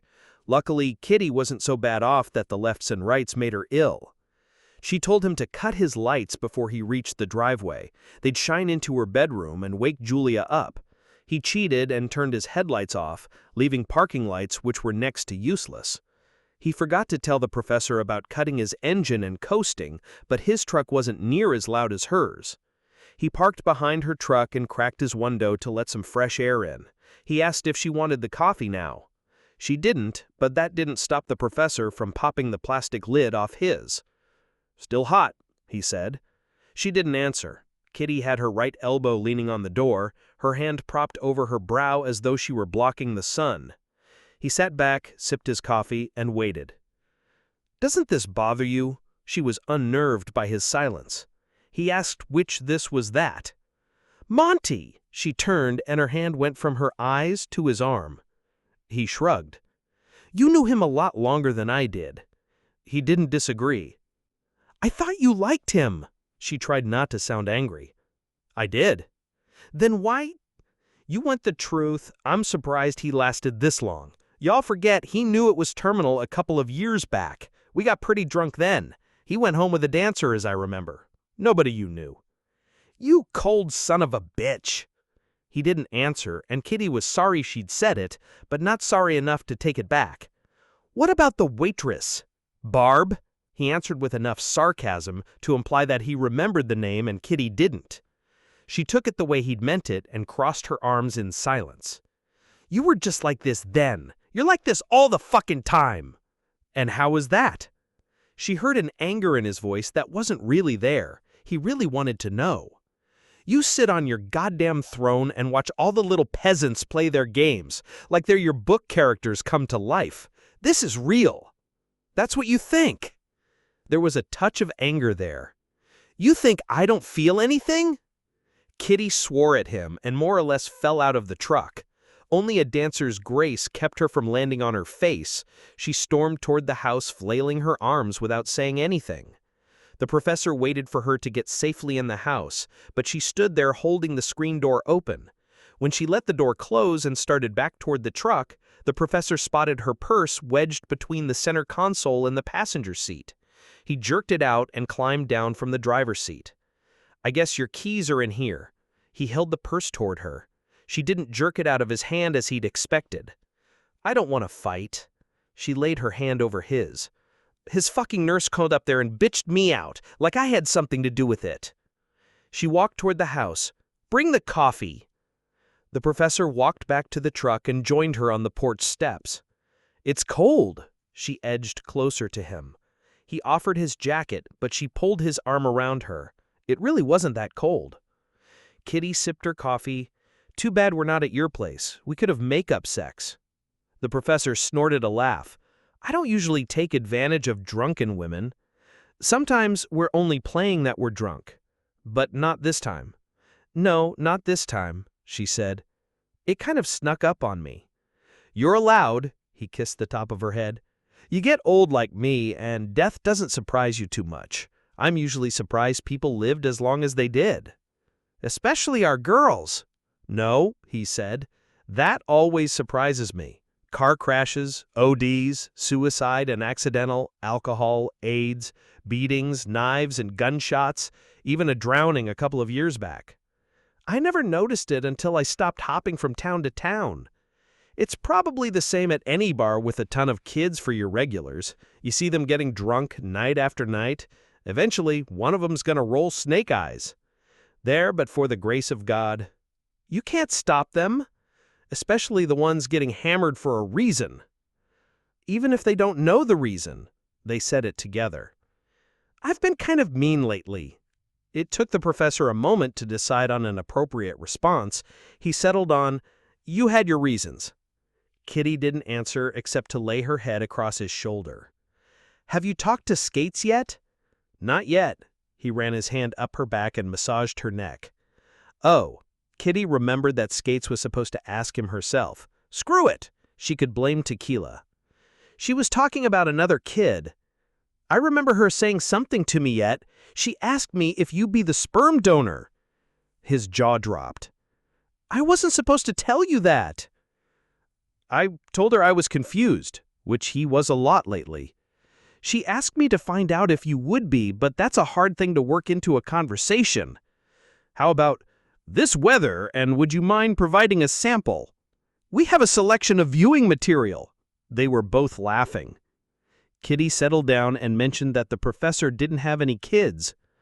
I need to think about it. Skates loves you to death. I didn't say no. She wanted to make sure I was okay with it. Kitty sipped her coffee. What do you think? It's really not for me to say. And I'm the one who doesn't get involved. He rubbed her back. I'm sure you've thought about it. I had a partial hysterectomy before Julia was out of diapers. The professor was pretty sure that was supposed to answer his question. He was even pretty sure he knew what she was trying to say. He was going to ask another question when Kitty spoke again. I really wasn't trying to have her. Kitty paused for a long time. She wasn't the first time I was pregnant. The professor rubbed her neck again. I had an abortion before I left high school. Don't ever tell my mom. Never occurred to me. It wasn't the only one. Oh, he couldn't think of any other answer. He didn't want me to end it, kick the shit out of me. Kitty laid her head on his shoulder, and he leaned his cheek against the top of her head. The professor was waiting for her to cry. If she did, she was very quiet, and she didn't rub her eyes or sniffle when she lifted her head to sip coffee. It wasn't quite cool enough for frost, but light mist drifted down from the pasture behind the house. Kitty mentioned it and said it was one of the things she liked about being up so late. That and trains. The nearest track to here is probably 3 or 4 miles, but if there was one going by, you'd hear the whistle clear. A night like this, without any wind, I can sometimes hear the wheels doing that clickety-clack sound. I don't think it's like that at my house. It is, she said. I'll poke you in the ribs so you can hear it. I usually sleep like a log. Kitty didn't say otherwise, but she did finish her coffee. She shivered and told the professor she had to go to bed before her hangover started. He smiled and gave her a hand to pull herself standing. Are you okay to get home? You could sleep on the couch. He let her know he'd get home okay. She kissed him just slow enough to make him think about bringing her home with him, but he unlocked the front door and held it while she slipped under his stretched arm and past him. The professor held the screen door so it closed with barely a click, and he heard the deadbolt turn. Kitty opened her bedroom curtain enough to wave at him while he turned his truck around and left. The big boss's problem. It used to be so easy, the big boss told himself while he returned the phone to its cradle. Pick a lot outside the city limits, 4 walls, some gravel for a parking lot, an alcohol license, a few girls, and you're in business. Shit! What's up? Cassandra called from her desk outside the office. She hadn't taken her nail extension off the spreadsheet column on the computer screen. That was Mays. I'm the one who transferred his call, remember? The big boss snarled something. One of the bunker partners needs to cash out. Cassandra snarled something and scooted her chair into the doorway. Why and who? The good counselor didn't say why, he just said we've got 30 days. Who is the Frenchy one? Montague. It's Italian, not French. Whatever. Hold on a sec. Cassandra scooted back to the computer and minimized the daily receipts. She opened the computer file for the bunker and found what she was looking for. The bunker is cash poor right now. Insurance is due, property taxes are due, and alcohol taxes are due. There isn't enough for the partnership to cash out that share. How the fuck did that happen? Cassandra counted to 10 before she let the big boss know in detail how she'd already explained that the bunker was bankrolling his newest venture, a 3 o'clock on Saturday morning TV show detailing the nightlife of their fair city. She mentioned again how he'd been criminally optimistic about the show being able to pay for itself by being a commercial for bars and tattoo parlors. "You just wait," the big boss said. "It'll make a mint." Cassandra started to argue, but she stopped herself again. "You know the other partners aren't going to give you another dime. They'll think it's going into that." The big boss cursed a few times, and Cassandra smiled to herself. "I think I can find somebody to buy out his share. Who do you know with 50 grand in their pocket?" "His bunker share would go for about 70 grand, she said. "I can get it together." "You?" he scoffed. "Who's going to lend you 70 grand? Nobody needs to lend it to me. Where'd you get that kind of money?" Cassandra cupped and shook her breasts. Then she mentioned she'd been driving a Mercedes long before the big boss. "How?" "My dancing money went into your tits? Mutual funds, not up my nose." "I'll sell for 100 grand. It was Cassandra's turn to scoff. "You seem to forget who knows what about the books." The big boss cursed. He cursed her, he cursed the partners, his lawyer, property taxes, the TABC, just about everything under the sun until he cursed himself too. "I don't want anybody telling me how to run my business." "Fine." She closed the bunker file and returned to the daily receipts. "Let me know when you find $70,000. The big boss cursed some more. The Return of the Prodigal. It was a long time before she reached the parking lot of the bunker. About 5 years and 100,000 miles. She wore her hair long now. It wasn't stick straight like it had been, but it wasn't really curled either. Her pallor was no longer pale, nor did she look stick brittle. She'd dropped the goth black on black for jeans, boots, and long-sleeve shirts. Whenever she could afford it, there was a laser treatment for the big tattoo up her arm. Her forearm was almost clear, and most of the red was gone from her upper arm. She parked her Mazda on the side away from the front door. Since it wasn't even 8:30, there were still spots open. But she didn't get out of her hatchback. For the first time in a long time, she wanted a cigarette. There'd be Marlboro lights in the machine, but she didn't get out of her car. The only change she could see about the bunker was that the smoker was in a different spot.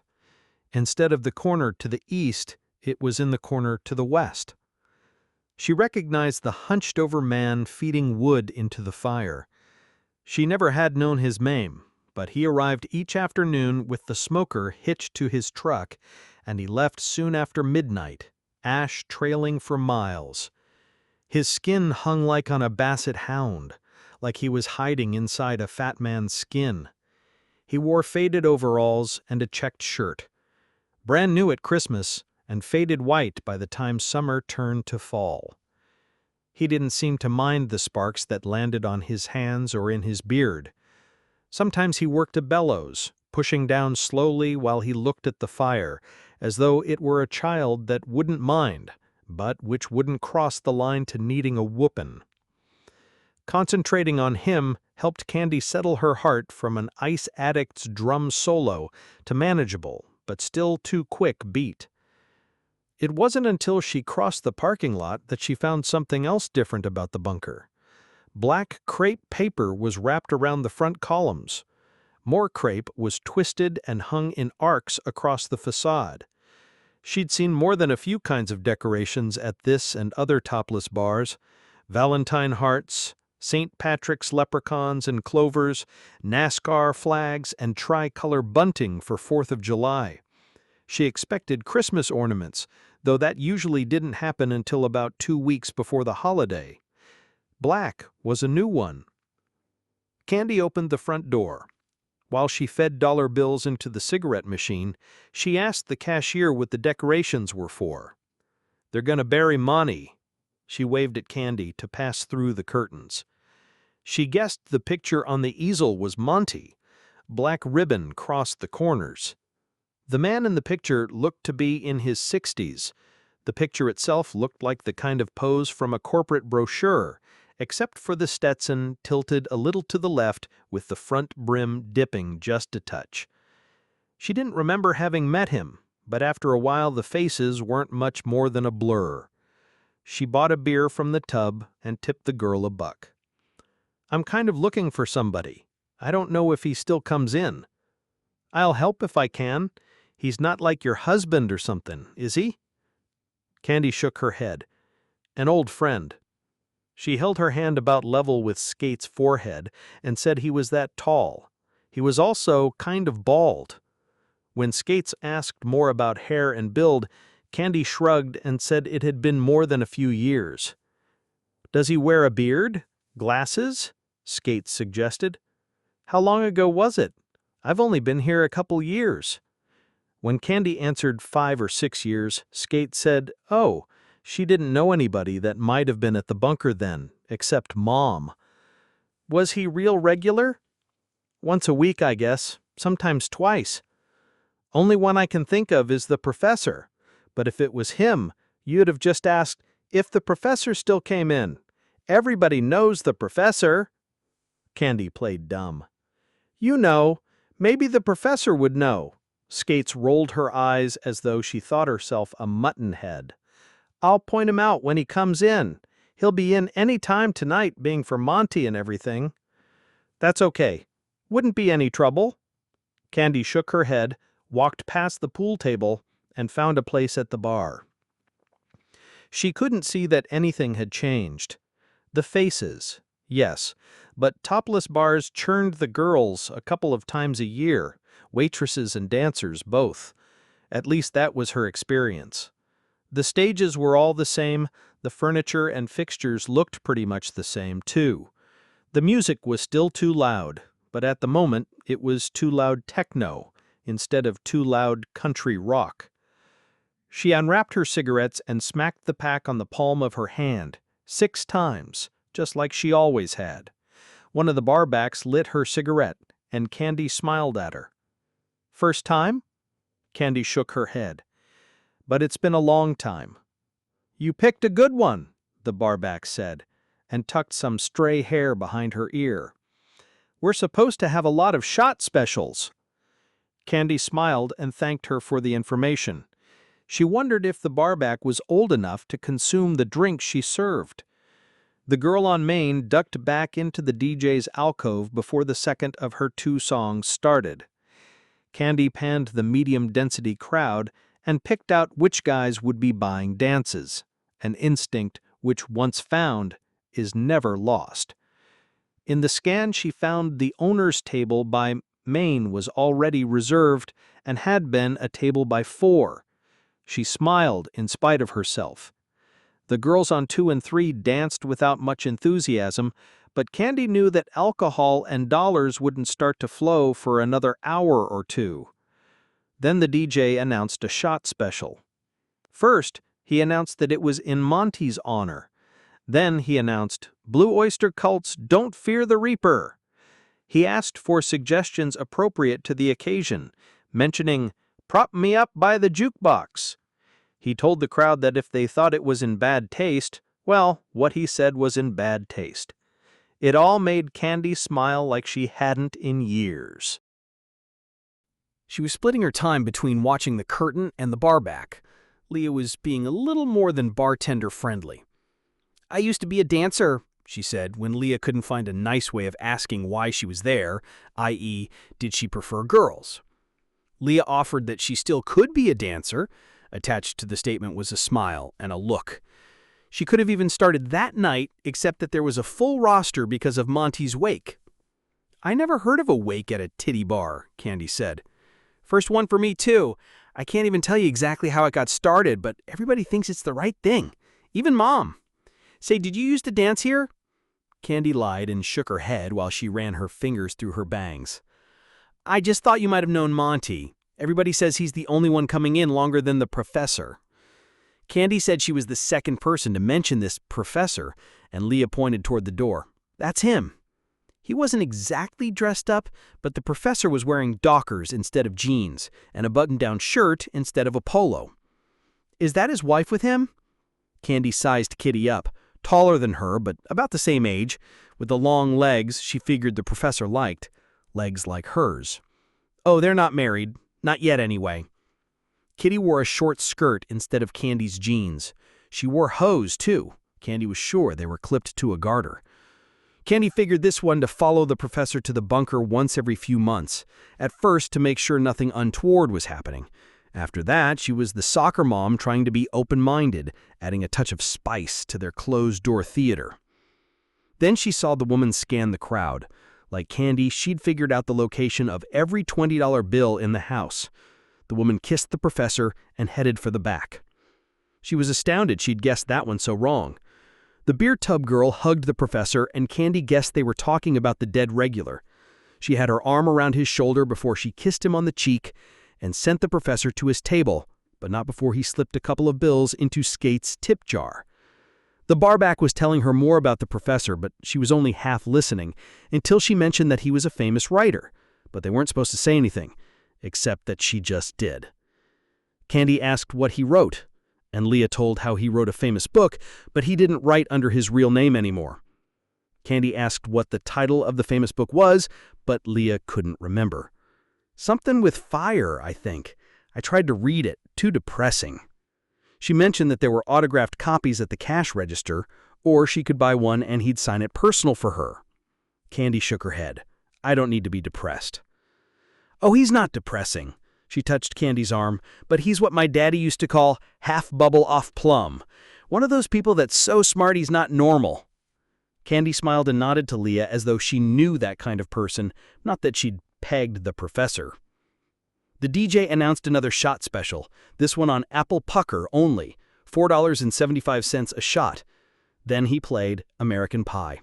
Oh, shit, Leah recognized that the special meant work. I'll be back. Candy ordered a shot before she left.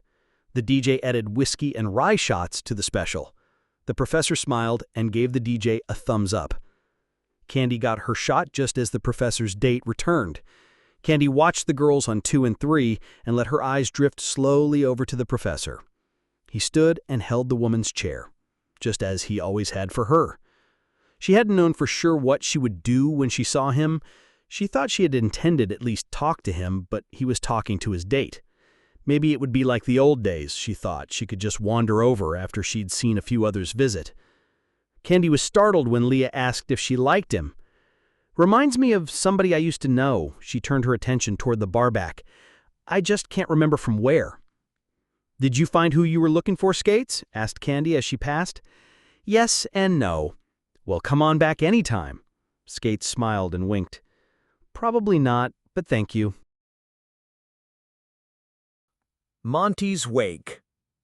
Kitty waved her hand in front of the professor's face. Earth to Professor! Oh. His focus changed from somewhere toward the bar to his companion. Sorry. Anything in particular? Just tired, I guess. I kept you up. A little, he said. And then I slept all day. I'm sorry. He kissed her hand, and all was forgiven. It's the eulogy. A gin and tonic was set in front of the professor and a 7 and 7 before Kitty. Kitty thanked BB while the professor fished for his wallet. Hard to write? No, he smiled, and tipped BB $1 for each drink and whatever quarters were left over. The way I arrange the words gets to be more important than what I meant to say. Kitty thought about that for a while. Like, if you took me dancing, I'd want to be the best dancer there. And you'd get mad at me for being such a spaz. He nodded, and she nodded. The DJ played Mac the Knife, Armstrong's version. About halfway through, he announced a special on Jell-O shots. Apparently, he decided he hadn't given enough time for the special because he played the Darren version right after. 10 o'clock turned into 10:30, and the wake was in full swing. The place was packed with dancers, waitresses, and patrons. There was a girl fight at 10:45, and the big boss came in at about 11, Cassandra on his arm, her hair a bit overdone, and her dress under. They all sang along when the DJ spun After the Gold Rush and, appropriately, Goldschlager. There might have even been a tear or two. Kitty was pretty sure the professor hurt himself imitating Neil Young. By about 11:30, the dancers started to skip at least one of their stages, but nobody cared much. St. James Infirmary was played, and shots were delivered via hypodermics. Even the professor thought that might have been in bad taste. The big boss shook his head and left around midnight. Cassandra hung around. There might have only been 2 stages occupied, but everybody, including him, was making money. Once he left, the girls only bothered with main stage. At 12:10, there was a guy fight that started because each was sure he should defend Monty's honor. Neither one had ever met Monty.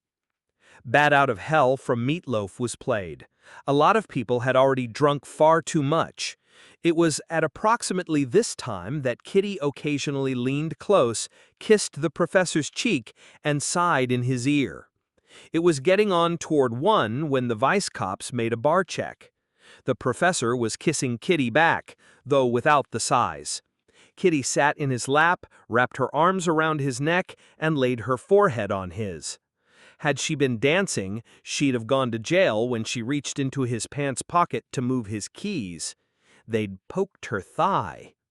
As it was, they would have been cited if their hands had been anything but stationary.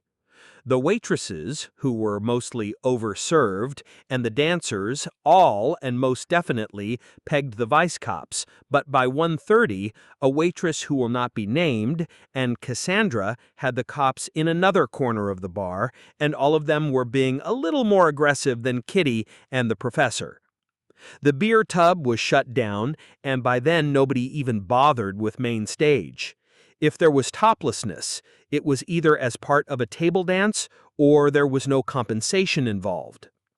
Monty's picture was moved to the center of main stage. That was when the grieving started. The DJ played Elton John, Funeral for a Friend. The girls were too young. They knew the tune but not the title. But then he played Candle in the Wind. Half the girls were bawlin', most were singing along, and more than a few held up lighters. There was only one small fire, and it was put out before there was even much of a char. Kitty went back to the dressing room to comfort some of her charges.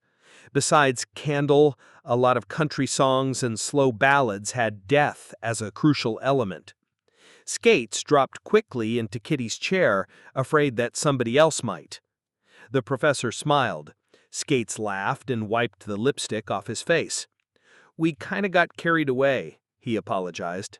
"I think it's cute." She licked a cocktail napkin to get the last of the red off his cheek. "And you ain't the only ones, but y'all are the cutest." The professor blushed, and that made Skates smile all the more. "Are you okay?" he asked. "She said you wanted to talk to me." "Yeah," she nodded. "She kind of told me what about." It was Skates' turn to blush. "I didn't tell her everything," Skates whispered. She had to repeat herself 3 more times before he heard her all the way through. "Would you?" she asked before she explained. "I guess," he nodded slowly. "For you." Skates asked him if he was drunk. "1 drink, cross my heart." Kitty, on the other hand, "I kind of had a couple too." The professor arched his brow. "Just so I could ask you." How could I ever tell you no? Skates just had to throw her arms around him and kiss the professor on the cheek. She told him he was so sweet, but she hadn't let him go yet. Did he ever tell you about her? Manny pointed with a highball glass. I didn't think there was anything to tell. Kitty leaned against the brass rail ringing main stage. There was never anything between them, right? The professor and Skates? Nah, puppy love maybe. Manny sipped her drink. It took her a minute to remember what it was. He's always been like her guardian angel. Besides, that's not the way she swings. She's a kid, Kitty said. Manny knew what she was implying. You're probably right. What do you figure they're talking about? Manny saw his brow arch again. Whatever that was surprised him. No shit, Kitty smiled. Looks like a damn deer caught in headlights. You might want to phrase that differently in a titty bar, Manny said. They watched Skates kiss his cheek, the professor blinking as quick as a strobe light. The professor was still blinking long after Skates left the table and long after Kitty returned. She dragged him to the couches, still kind of frisky and not in the mood for any of his excuses about maintaining the wake's decorum. The ugly lights came up early, even before last call. The girls were corralled back to the dressing room and most of the guys were herded toward the front door, excepting those invited to stay. Nobody bothered the professor and Kitty. They enjoyed a kind of dispensation. Sometimes their foreheads touched, sometimes the tips of their noses, sometimes their noses laid side by side. Their kisses were soft, his upper lip to her lower, then the other way around, never a lot of tongue. When their lips touched was the only time they weren't smiling, anticipating the perfect moment for their next lip lock. Skates was right. It was cute as hell seeing them act like teenagers. As Skates said, it wasn't like they were the only ones. When the dancers returned to the floor, the ratio of guys to girls was slightly in favor of the women. A number of the young ladies were talking about finding a party. That was about when the smoker man delivered 30 pounds of brisket and sausage with enough barbecue sauce to drown their sorrows. Professor and Mom ponied up for it, he said while he piled meat onto a plate of his own. Then Dougie said just about the same thing when he pushed the refilled beer tub back out and after the storeroom had been padlocked. The DJ stopped playing pop dirges and started one of his party mixes. He joined the 40 or 50 on the floor. Kitty and the professor had relinquished their spot on the couch. 3 couches meant 6 couples, 1 in each corner. Skates delivered barbecue and beers to their regular table, and Manny joined them. A male friend pulled along behind her. Had Manny remembered, she would have pushed the professor into telling them what Skates said that surprised him so. The girls looking for a party persuaded some of the guys to move tables that they might dance. There was surprisingly little nudity, considering the participants. Kitty even dragged a professor into the mix. He hadn't been kidding, he was a spaz. Kitty was buzzed enough that she found it endearing, and he wasn't the biggest spaz on the floor. The professor had to drag her off once they started laughing at each other's antics more than actually dancing. Mom was sitting at the table, nibbling bits of brisket off each of their plates. The professor settled into a chair facing the dance floor. Kitty sat next to him, and once he pulled up a chair and set his feet in it, she set her own feet in his lap. Both of them were sweating, breathing hard and gulping ice water. I'm too old to be out there. Hell, I'm too old to be out there. But all of them were watching the dancers, the spins and whirls, the light sticks and the grinding hips, the young faces making eyes at their partners, predatory and demure, sweat adding a sheen. What are you thinking? Kitty watched him. Nothing. Liar, I've seen that look. Mom nodded. All of us have. Now that we know, we're calling it the writer look. Kitty nodded in agreement. The professor panned from one to the other. I wish I could write it. How do you describe the beauty of youth? The strength, the raw sexuality they think they can control, but in the end can't. That's writer talk, Mom said.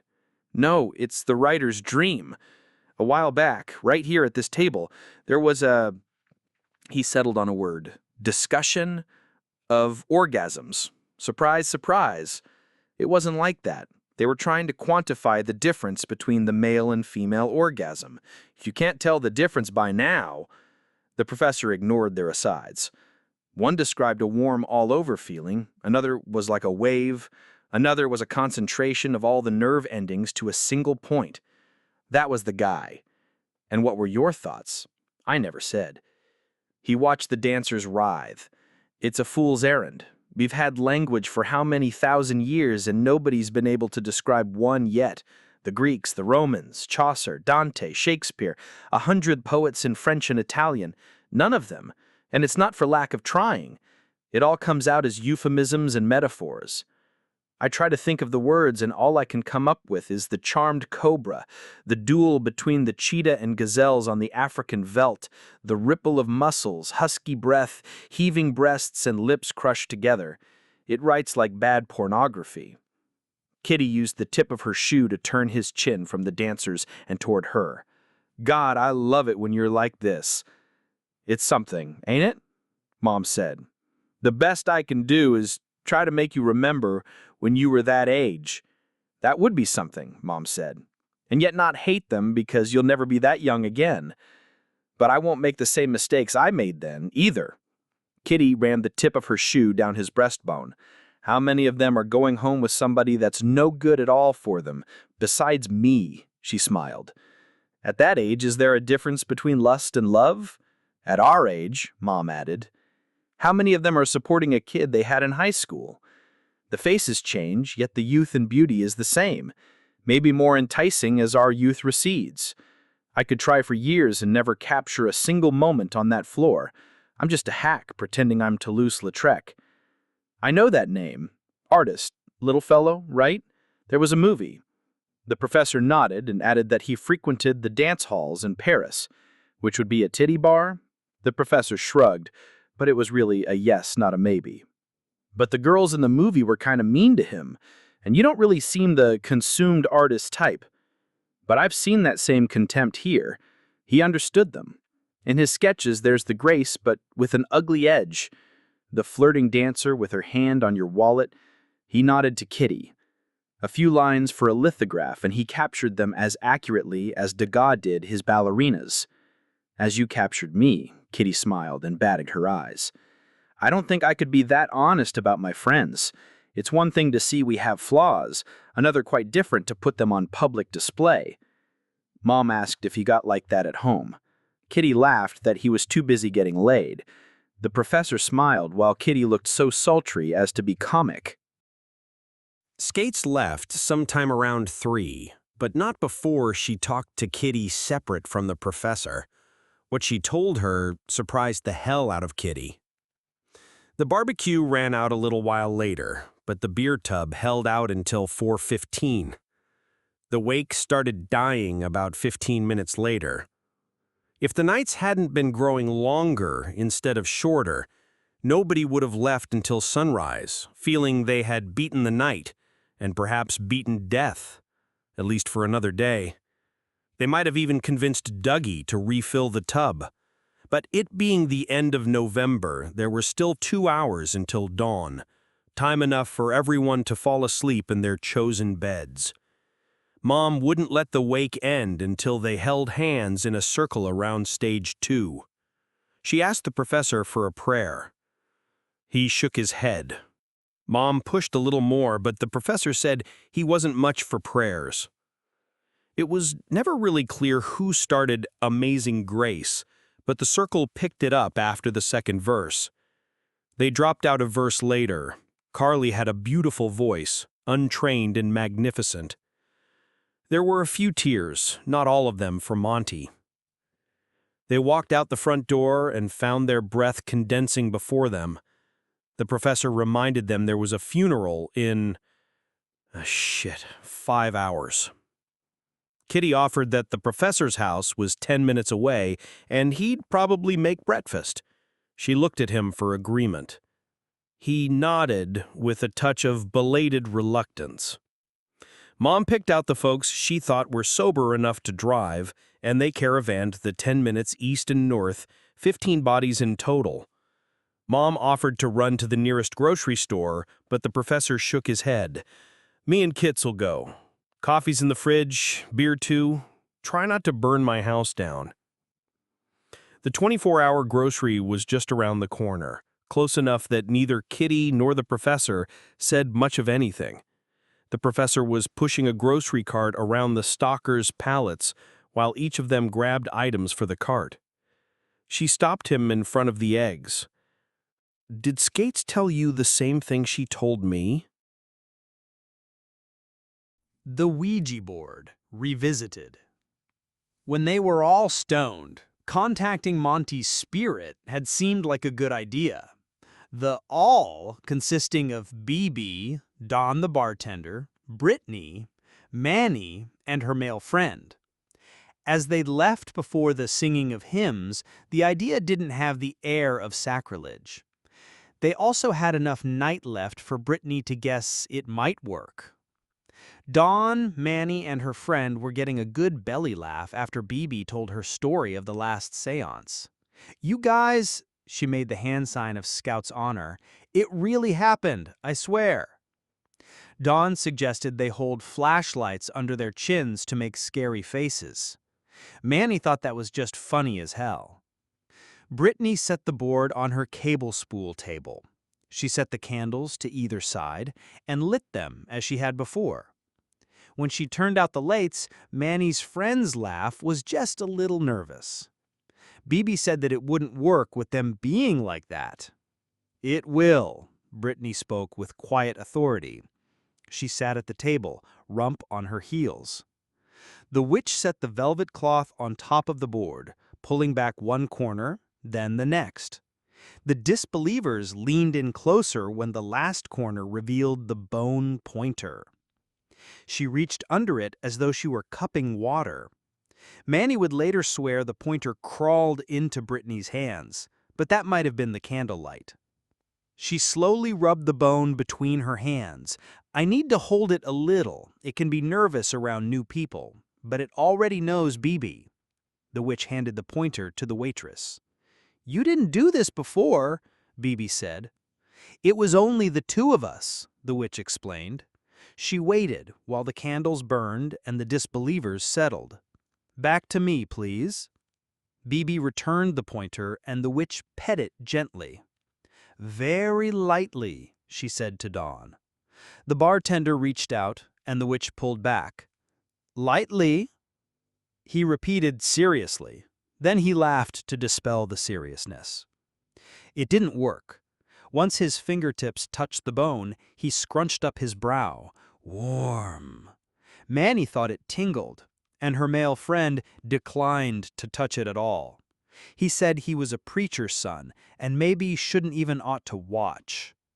The witch laid the pointer back on the velvet. "Leave it be a little." BB poured a little wine for each of them, 2 in champagne flutes and 2 in Flintstone jelly jars. "This'd be really neat if it were raining." "No," the witch sipped from the side with pebbles riding Dino's back. "Rain would ground him where he was. Snow is worse, muffles everything." "Fog?" asked Manny. "A low fog. A spirit could ride on that, right past the graveyard gate. That and a new moon, and we'd have more spirits than we'd know what to do with." Dawn said she was kidding. She must have been kidding.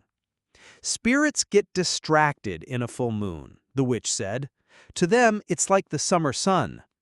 She pulled on the velvet, easing the pointer onto the board. BB settled to the east of the witch, Dawn across from her to the south, and Manny to the west. "Rest your fingers on the pointer." She waved her hands like a croupier before her fingers laid on the bone.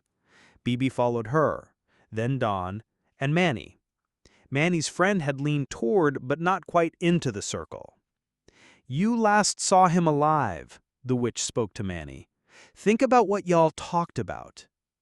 "He wanted the gossip about Kitty and the professor," she whispered. "Did you dance for him?"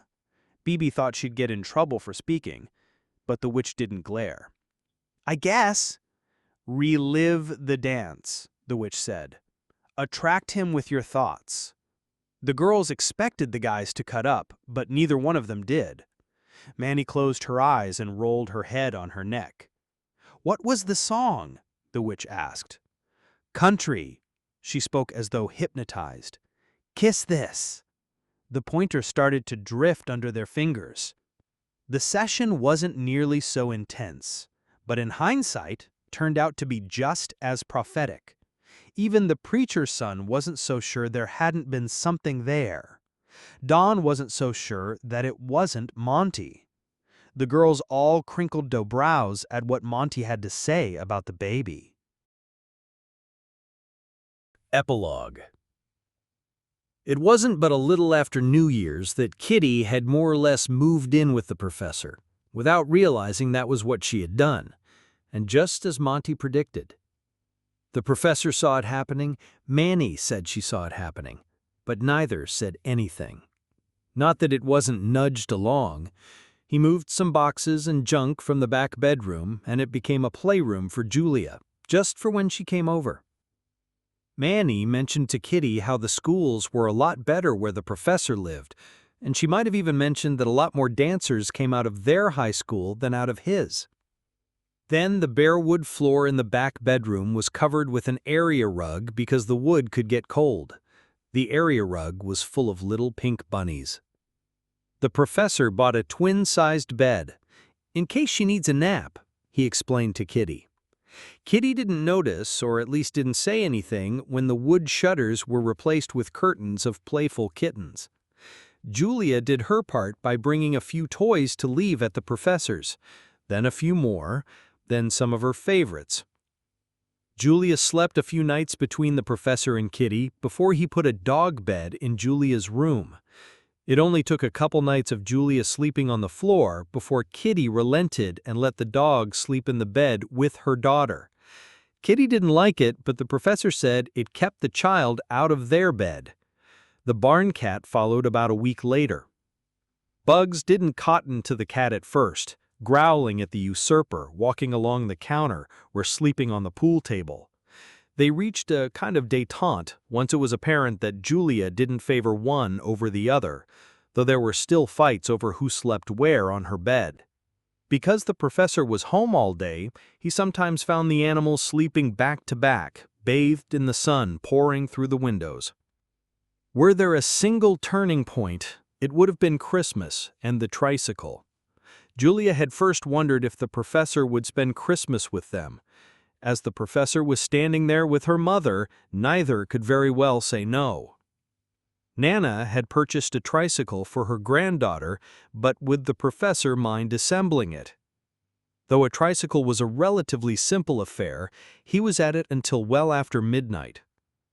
Manny made the professor sleep with her and Julia. It was the child's suggestion so that Santa wouldn't think he was in the wrong house.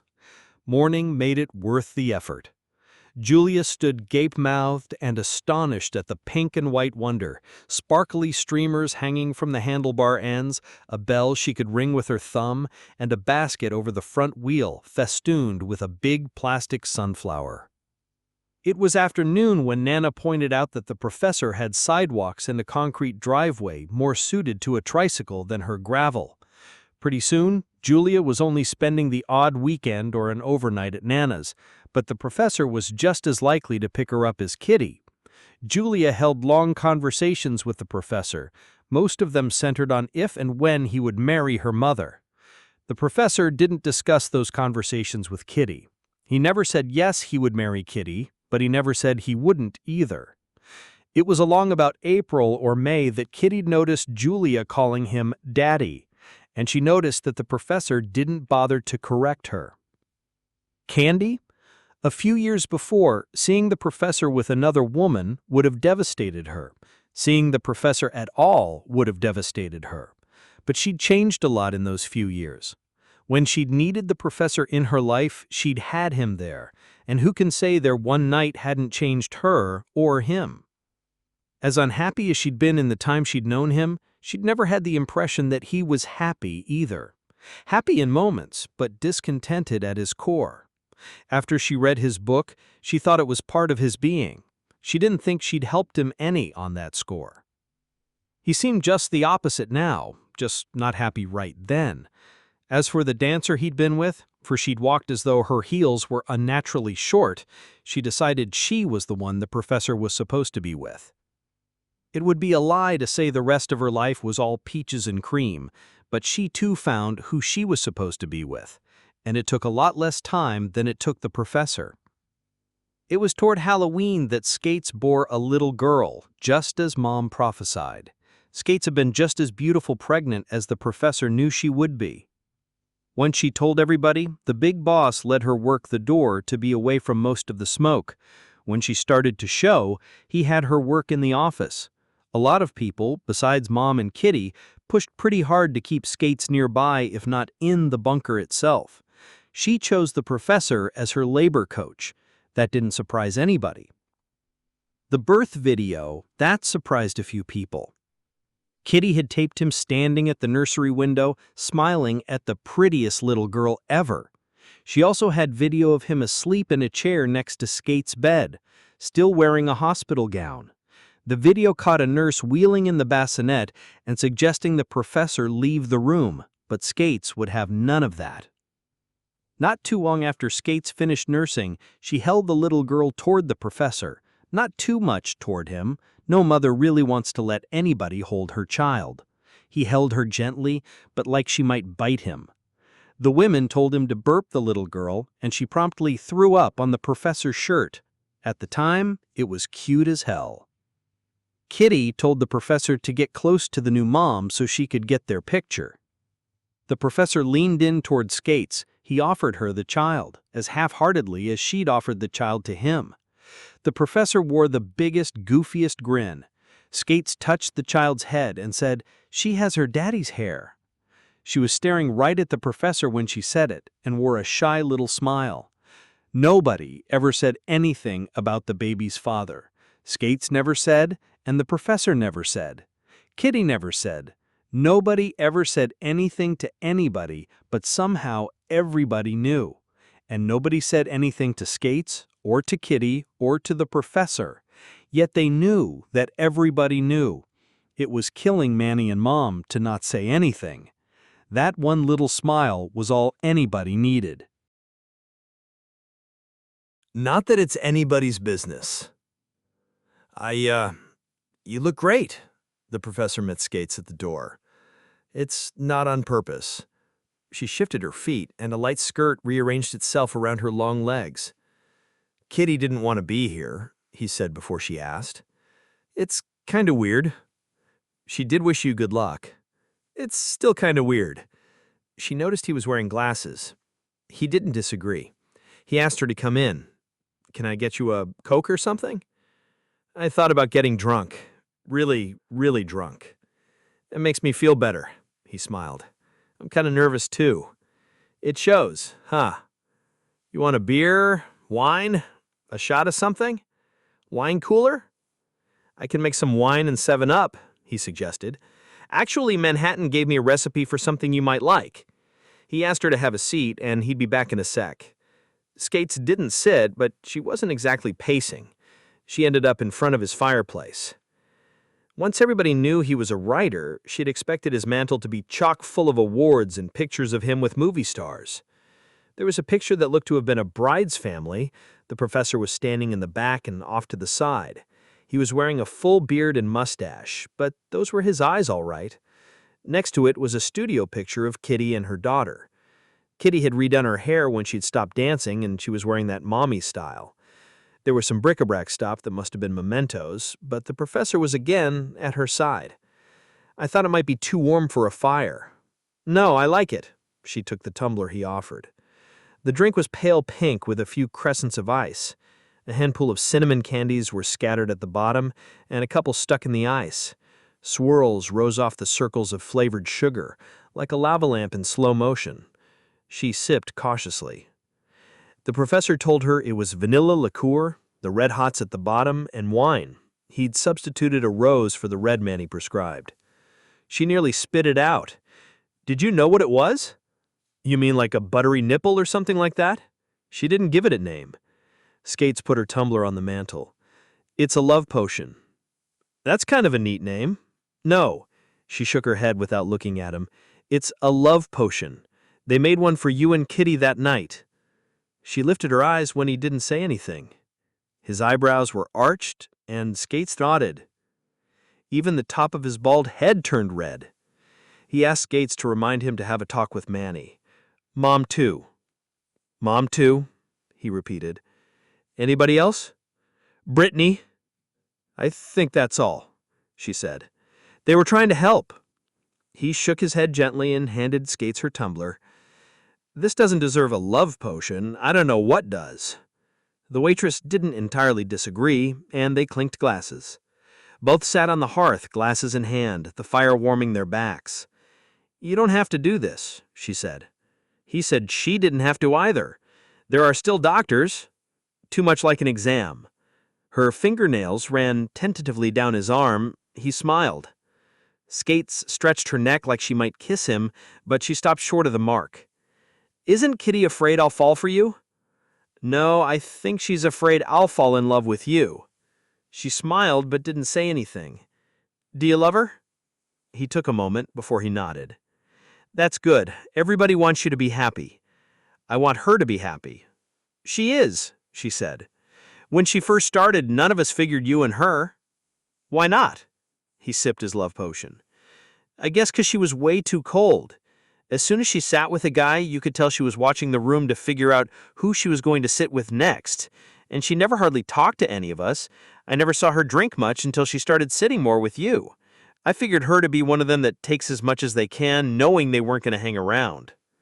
Don't ever tell kids, but I had her pegged that way too. Really? He nodded. It was the granny glasses, the ones that don't want you to see their eyes. Like Carly. Actually, she's blind as a bat. Somebody, Mom maybe, told me the glasses worked because they make her eyes look a lot bigger. Yours don't look bigger. I mean, with your glasses. I guess we never figured somebody like that would look at you the way we do. I'm that much a topic of conversation? Before you and Kitty, not a lot, not all the time or anything like that. You were always doing nice things for us. We kind of wanted to do something nice for you. He told her they didn't have to do anything. We didn't have to. We wanted to. Y'all always treated me like a friend, not a customer. I never had a guy treat me nice as you, in or out of the bunker. There was never much we could do except for warning you off the twins. Girls like that. Maybe drop a hint if somebody thought you were cute. Unlikely. I can tell you half a dozen that would have gone home with you in a second, and they still would. His eyes went a little wide. Skates nodded. If you'd had a couple more drinks, you might have noticed they were flirting serious, not just playing. I shouldn't chase girls half my age. They were chasing you, she short-circuited his argument. I know some of them weren't shy at all. I just thought they were drunk. They probably were, she shrugged. It's way too easy when somebody else is buying. And maybe some ended up going home with somebody else, but they liked you. He didn't know what to say and said so. Then he suggested that it might not be the right time for that particular conversation. She didn't care whether it was the right time or not, and she told him so. Then she apologized and said she might have had too much to drink. I've never seen this side of you. I'm not trying to be mean. No, you're being honest. They thought you were too high and mighty to sleep with a dancer or a waitress. I just saw guys chasing y'all all the time. I didn't want to be like that. Some of them are pretty bad, Skates agreed. The diesel dykes are the worst. The professor snorted a laugh. They are, and they're not like that at other bars. Manny always thought you were just real shy. When he didn't say anything, Skates asked again if he was really shy. I guess, he said. Really? She thought about it for a minute. Were you too shy to ask anybody else out? He didn't answer again. Who else? She asked. It doesn't do anybody any good now. I guess not, but she really wanted to know. Me?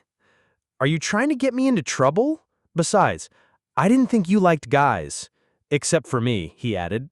Skates laughed, just a little nervously. You know the only ones we pointed toward you were the ones that look at you the way we do. It doesn't do anybody any good now. I guess not. But she really wanted to know me? Are you trying to get me into trouble? Besides, I didn't think you liked guys. Except for me, he added. Skates laughed, just a little nervously. You know the only ones we pointed toward you were the ones that look at you the way we do. She followed the professor to the kitchen. The professor opened the cabinet under the sink and rattled bottles. Let's see, Jaeger, Goldschlager, peach schnapps, how about apple pucker? With her assent, he poured generous shots into bunker glasses. What should we drink to? Wait, she curled her arm through his. I saw this in a movie, but with champagne. So what should we drink to? My baby. She brought her left hand to the spot between crotch and navel. Your baby. He put his hand over hers. Skates had to crouch a little for her lips to reach her glass. His forearm looked thick and short next to hers. She didn't uncurl her arm right away, but let her fingers glide slowly, lingering over the drumstick of muscle in front of his elbow. She could tell he was waiting for her to do something. She kissed him on the cheek, but she tried to make it more like a real kiss. It was different, kind of the way his arm was different from hers. His beard stubble tickled the sensitive edge of her lips. She had moved her lips to his, but there was too much light, or so she told herself. She told him he wasn't helping enough. No, he smiled. You're not helping. I haven't once heard you say, "Ravage me, my magnificent stallion." Stop making me laugh. I'm sorry. Why don't I make some wine spritzers? Real ones, not bunker spritzers. We can talk. We haven't just talked in a long time. Okay. Skates left him in the kitchen and returned to the fireplace. It took her a minute and a couple of different switches until only light came from the logs and embers. She took off her shoes and went back to the kitchen. Bathroom? He directed her down the hall and the first door on the right. An optional visit, but better to take care of it then instead of wrecking the mood, if there would ever be any mood. Skates looked at herself in the mirror. She batted her eyes and tried to look seductive. She decided to undo another button in her blouse, then a second. Then she decided she wore too much makeup, too much like a dancer. It must have been Kitty's bathroom, because everything she needed was there, right down to cotton balls and Noxzema. The professor eventually knocked and asked if she was okay. She was, and said she would be out in a minute. She looked at herself again, less mascara, less eyeshadow, less pencil, even a lighter lipstick. Skates felt more like herself, but she left the second button undone, which really wasn't like her. The professor was sitting on the floor, a brandy sniffer of white wine in his hand. Tiny bubbles slid up the glass, catching and releasing the firelight. Music was playing. Old, slow music with a lot of strings. He handed her a sniffer of her own, and Skates settled next to him. Not against him, but near enough that they could watch the fire, close enough that the glow warmed their faces. She asked him to take off his glasses. He didn't look like himself. The professor whipped them off like an actor trying to make a point. He nibbled on the earpiece and blew kisses until Skates told him to stop. Then they talked. They talked about the fire, about the latest stories from the bunker, gossip really. He told her how everybody was telling him stories and they all expected to be in his next book. They talked about the weather, the cowboys. They talked about Monty's funeral. And he told her how only 5 of the 15 at his house made it to the funeral. He figured it was just as well. There was something unseemly about being hungover at a funeral. A couple of other funerals were mentioned before Skates asked him about his books. She asked him about Kitty. She even asked him about Candy. He told her everything, even how he'd recognized her after Monty's funeral. That was more than he ever told Kitty.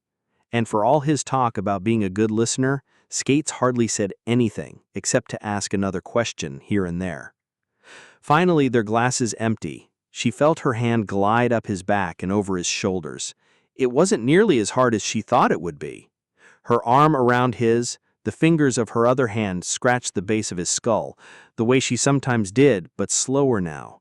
It wasn't until she laid her head on his shoulder that Skates realized his arm was around her, his hand at her waist. The CDs had finished, but the professor made no move to restart the cycle. The fire wasn't a conflagration it had been, but the professor made no move to stir the embers. Skates could feel his slow breathing, his ribs moving against her arm, again different from what she was used to.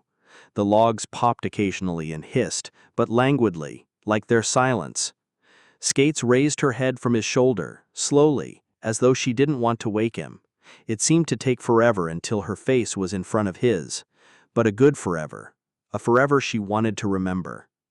She kissed him softly until he started to gently kiss her back.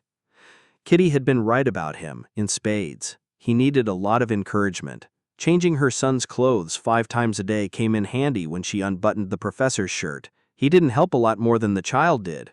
Skates had to sneak in unbuttoning her blouse too, because he wasn't helping there either. He thought he'd bolt when it slipped off her shoulders. Shh. She slid the shirt off his back and down her arms. He started to say something else, and she kissed him quiet. He started to help a little, his hands drifting down her back.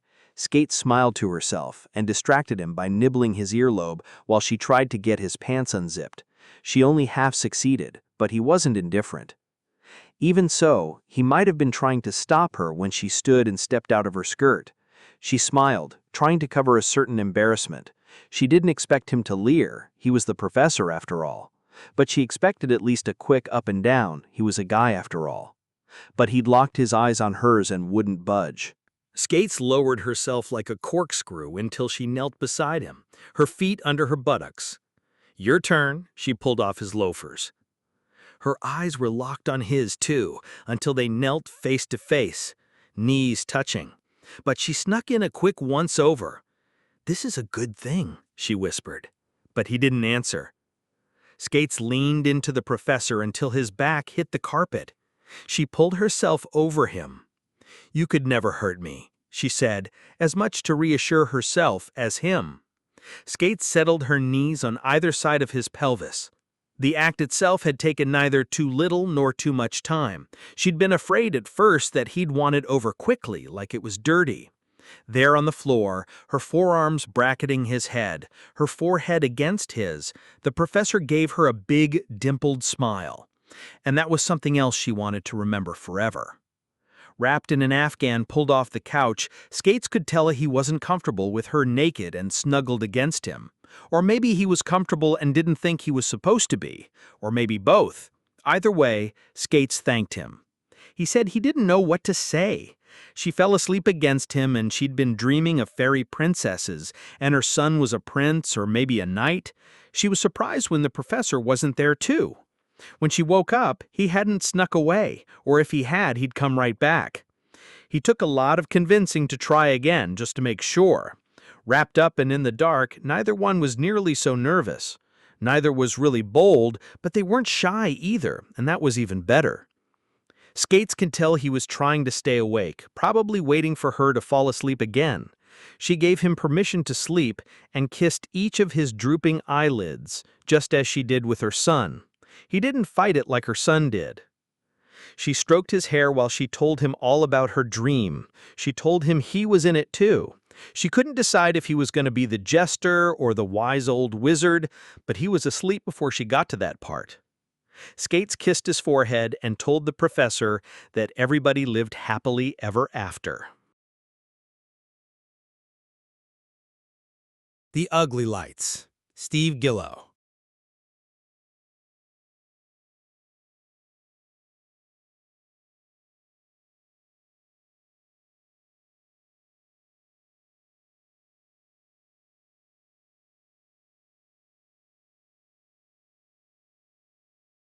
This work is licensed under the Creative Commons Attribution, Non-Commercial, No Derivatives 3.0 United States license.